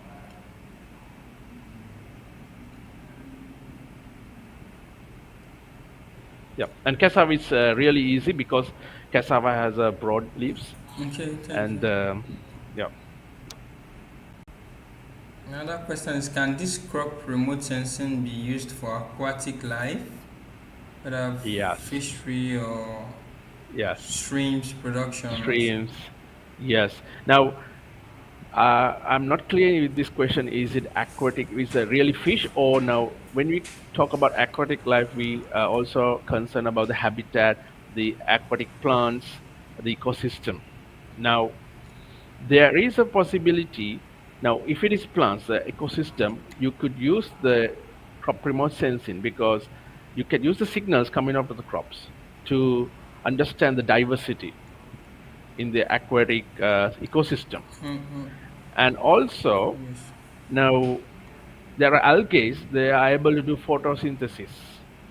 So you could map the algae distribution in the aquatic ecosystem.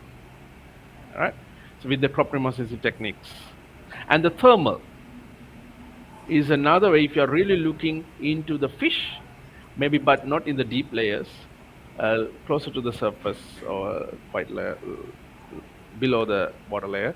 The thermal could be another way to look if you're looking, your target is the aquarium, the fish, to understand their behaviors. So uh, those are the possible ways you can use the crop remote sense in the aquatic studies. Yeah. Okay, thank you. Another question is, are there open Mhm. access softwares that can process data in achieving NDVI and DMI? Yes. Yeah.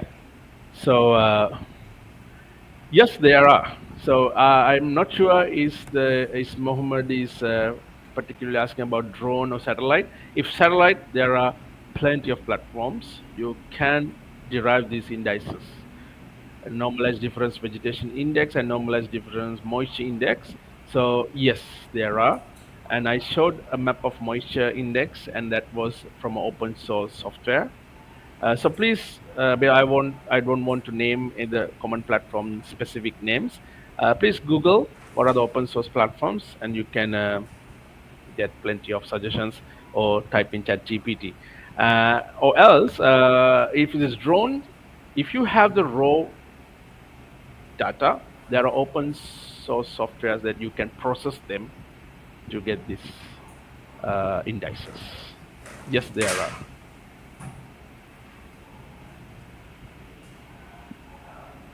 Okay.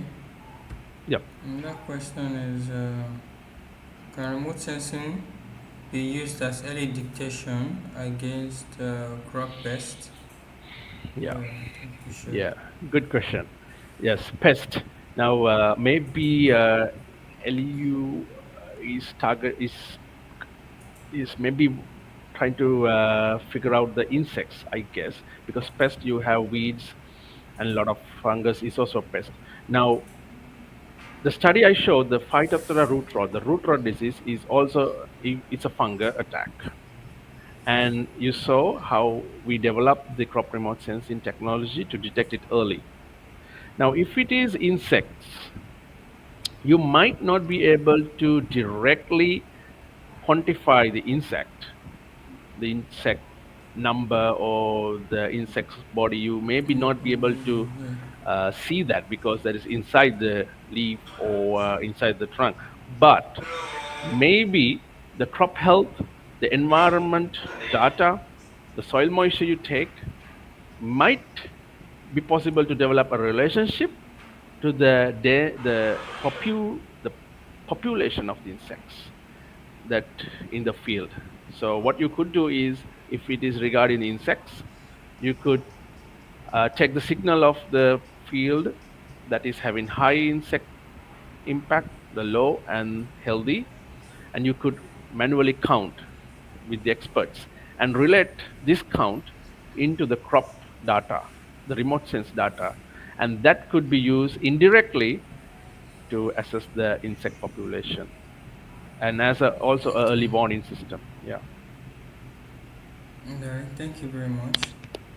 Someone is asking this. At what level of plant growth can you identify pest infestation from drone data?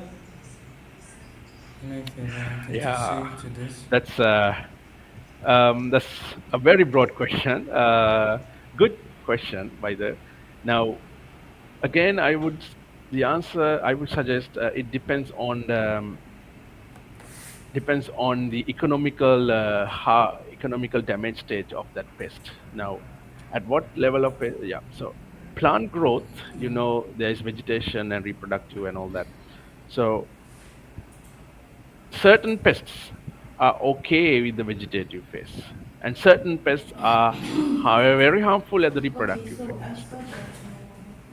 this So script that you shared with us you was could more of a detect the logical. pest at any We had to stage, rename it, but but when we were adding the to marking get an idea to which the stage final is result, good, you need what the we needed was not agronomical knowledge or the the agronomist naming, it was knowledge, the which crucial stage is variable good name that we gave to it before. So I'm for asking, what's the point of detecting this that pest. That name in for that it? way, if for example seedling stage, if the agronomists say the seedling stage this pest we have to detect it, then you can use it at the seedling stage, no problem.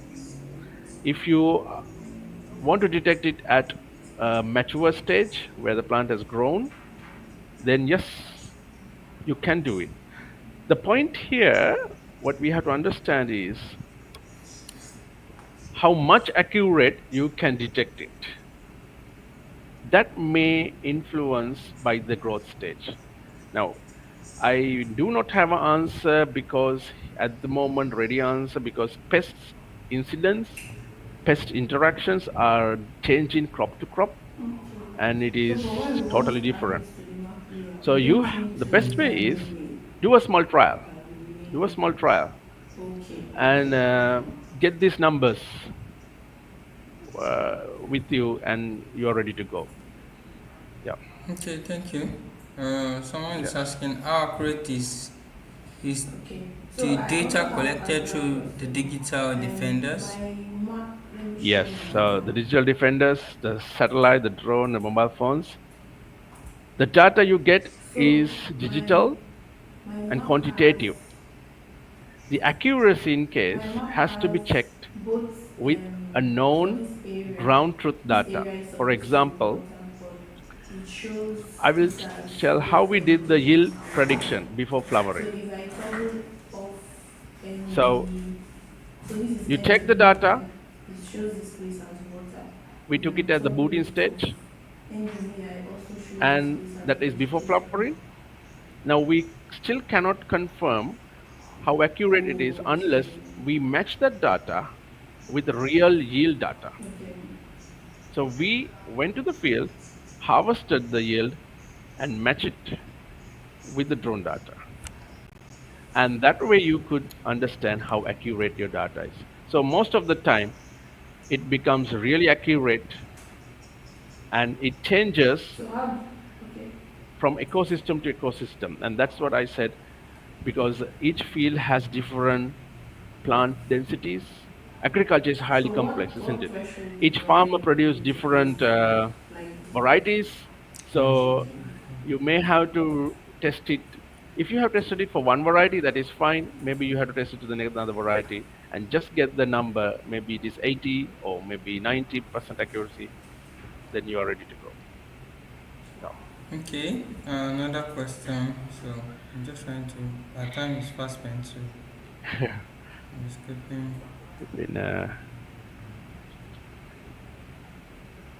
Okay, after yes. this, we're going to take one more question. So then we can call it.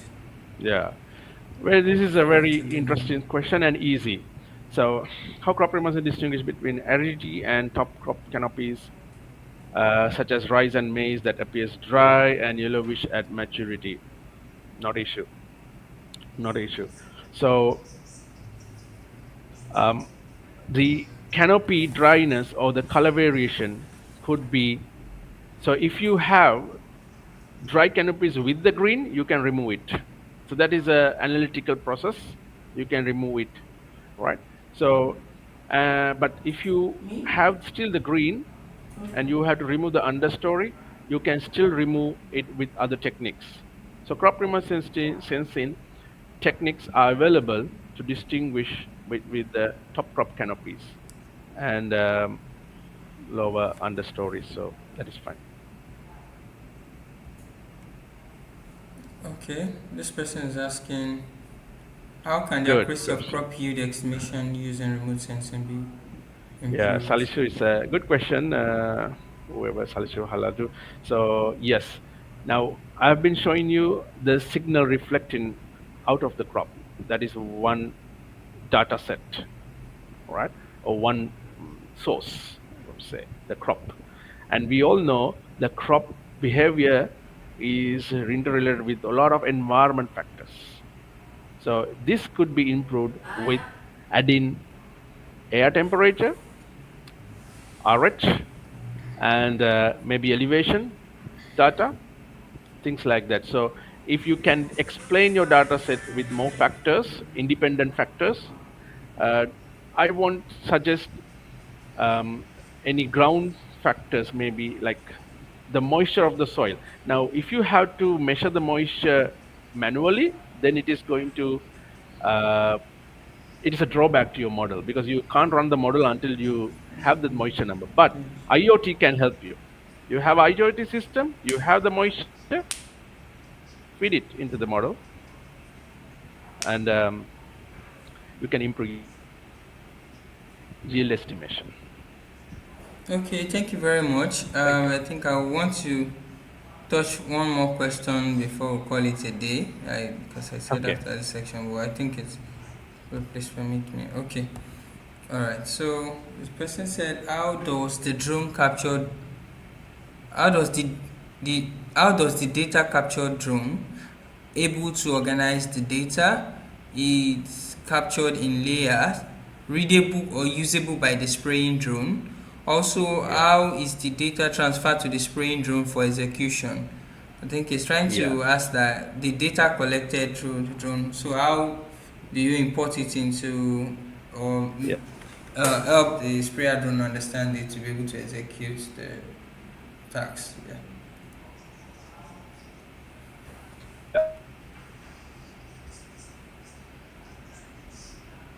Yeah. Yeah. I think I'm back. Am I audible right? Yes, good question. Yes, yes, you A are. simple, yeah, a simple example would be,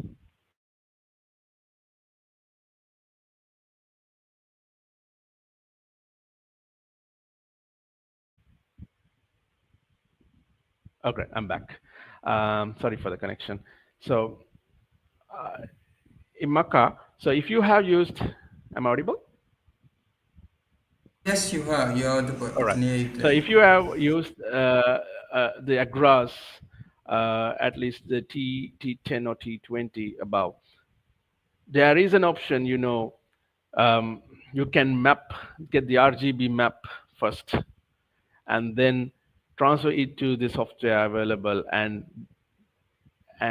delineate the fruit trees and non-target areas and target areas.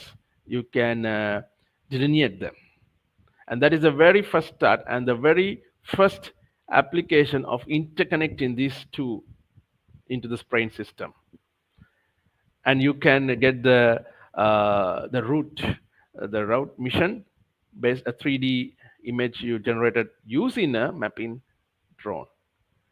And this has to be now advanced in with the multispectral data that comes in, and it will tell you, and the same technique you can use to delineate the amount of spraying you are going to release based on the health level.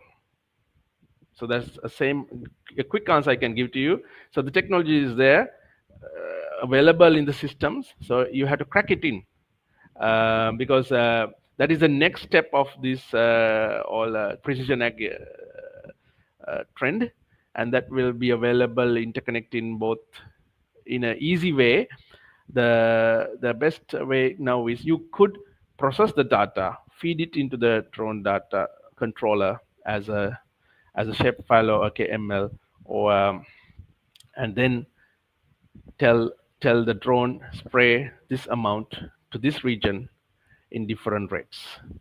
That would be the best way.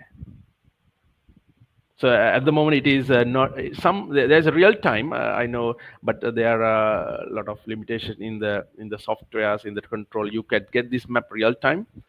The best is offline processing and then feeding it. Thank you so much. Okay. Right.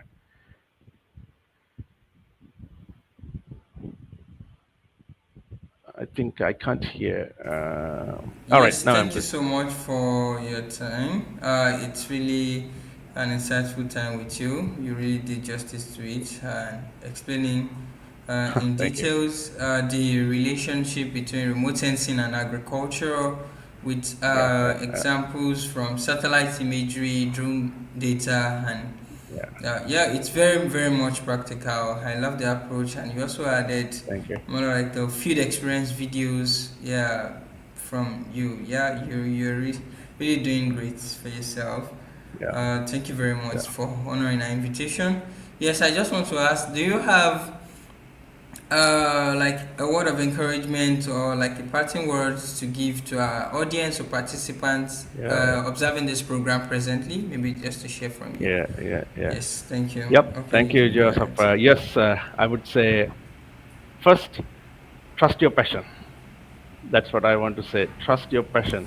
You may like the technology, you may love to use it, but maybe some reasons, financial capacity or limitations may drop in you, drawing back. But trust your passion, learn from the experts, and get your hands into it. Unless you get your hands into this, you're not going to be the expert. So uh, trust yourself and try to get the experience. And also, I would say, love the growers, our farmers. They have a lot of problems, and yes, it is will be a business model, but they should benefit in the end, right? So the farmers or the growers should benefit in Yes. the end. So whatever the model you are developing, think about they should uplift their lifestyle with our technology. Yeah. Thank you for having me. Thank you, the team, Precision Field Academy, and Dr. Femi. It was a lovely session, and Yes. I'm happy. Maybe next time I can come there and have a chat, spend some time with you all. Okay. Yes. Yes. Yeah, Yes. Thank you so much for coming, sir. It's really appreciated, and we're glad you were able to yeah. share Thank you. from your wealth of experience with us. Thank you very much. We'll be ending the stream now because I don't want to take Yeah. Bye much of bye. your time, so you can have time to attend to other things. Bye. All right. Okay, so we'll be ending the stream now. Thank you everyone for joining. So as regarding other questions, I think we're going to be sending in some couple of answers to the group due to the DMs I've received. So frequently asked questions, so we're able to provide answers to some of the questions you have. Personally, we'll be sending that to the group shortly. And for the attendance, please, I want to enjoin you that once you see the attendance link on the group, please do well to attempt it, as well. It's also still going to be sent through your email for those people who have not joined the group. So both on the WhatsApp group and the email. So we'll be sending the attendance group, but it's only have the validity of 24 hours. After 24 hours, automatically the link is revoked and you won't be able to send in any response again. So do well to attempt it and send in your attendance on time so that don't really target affected or having any repercussion as regarding that.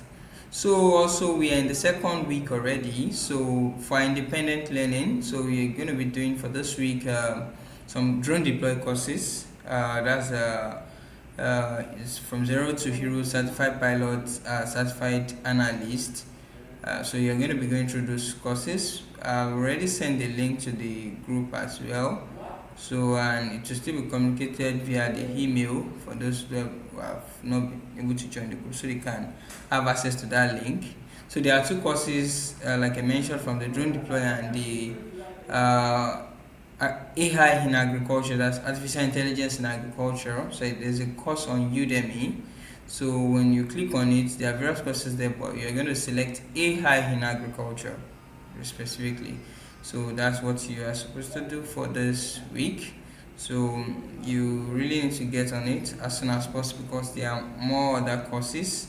Because these certifications are very, very important and they are more like prerequisites to if you are going to be qualified here to join the on-site, because there are things we look at, your attentiveness in class, because there are some people I've been able to spot them. I noticed ever since we started, yes, they're attentive in class. They, the way they answer questions, um, ask questions rather, show their presence, their attentiveness. All these things are being measured. So I will just ensure you put your best feet forward and make sure that you're doing the needful, doing the right thing to be able to get the very best from it. So thank you so much. Every other information will be communicated via email and the WhatsApp group. So with your other classes, so be able to send that information across. All right. So for this, there is a link you are going to be seeing here. It's GetDP. So we also want you to click on the link at http://getdp.co/pip. So there's a banner or like a design, so where you can just add your picture there and also post it on your social media. You can tag us at Precision Field Academy. So tag us as Precision Field Academy so we can see, or maybe you to repost, yeah, for visibility about the program, that you are actually observing this program or passing through this training presently. So do well to attend to that. So immediately after this class, attendance will be sent out.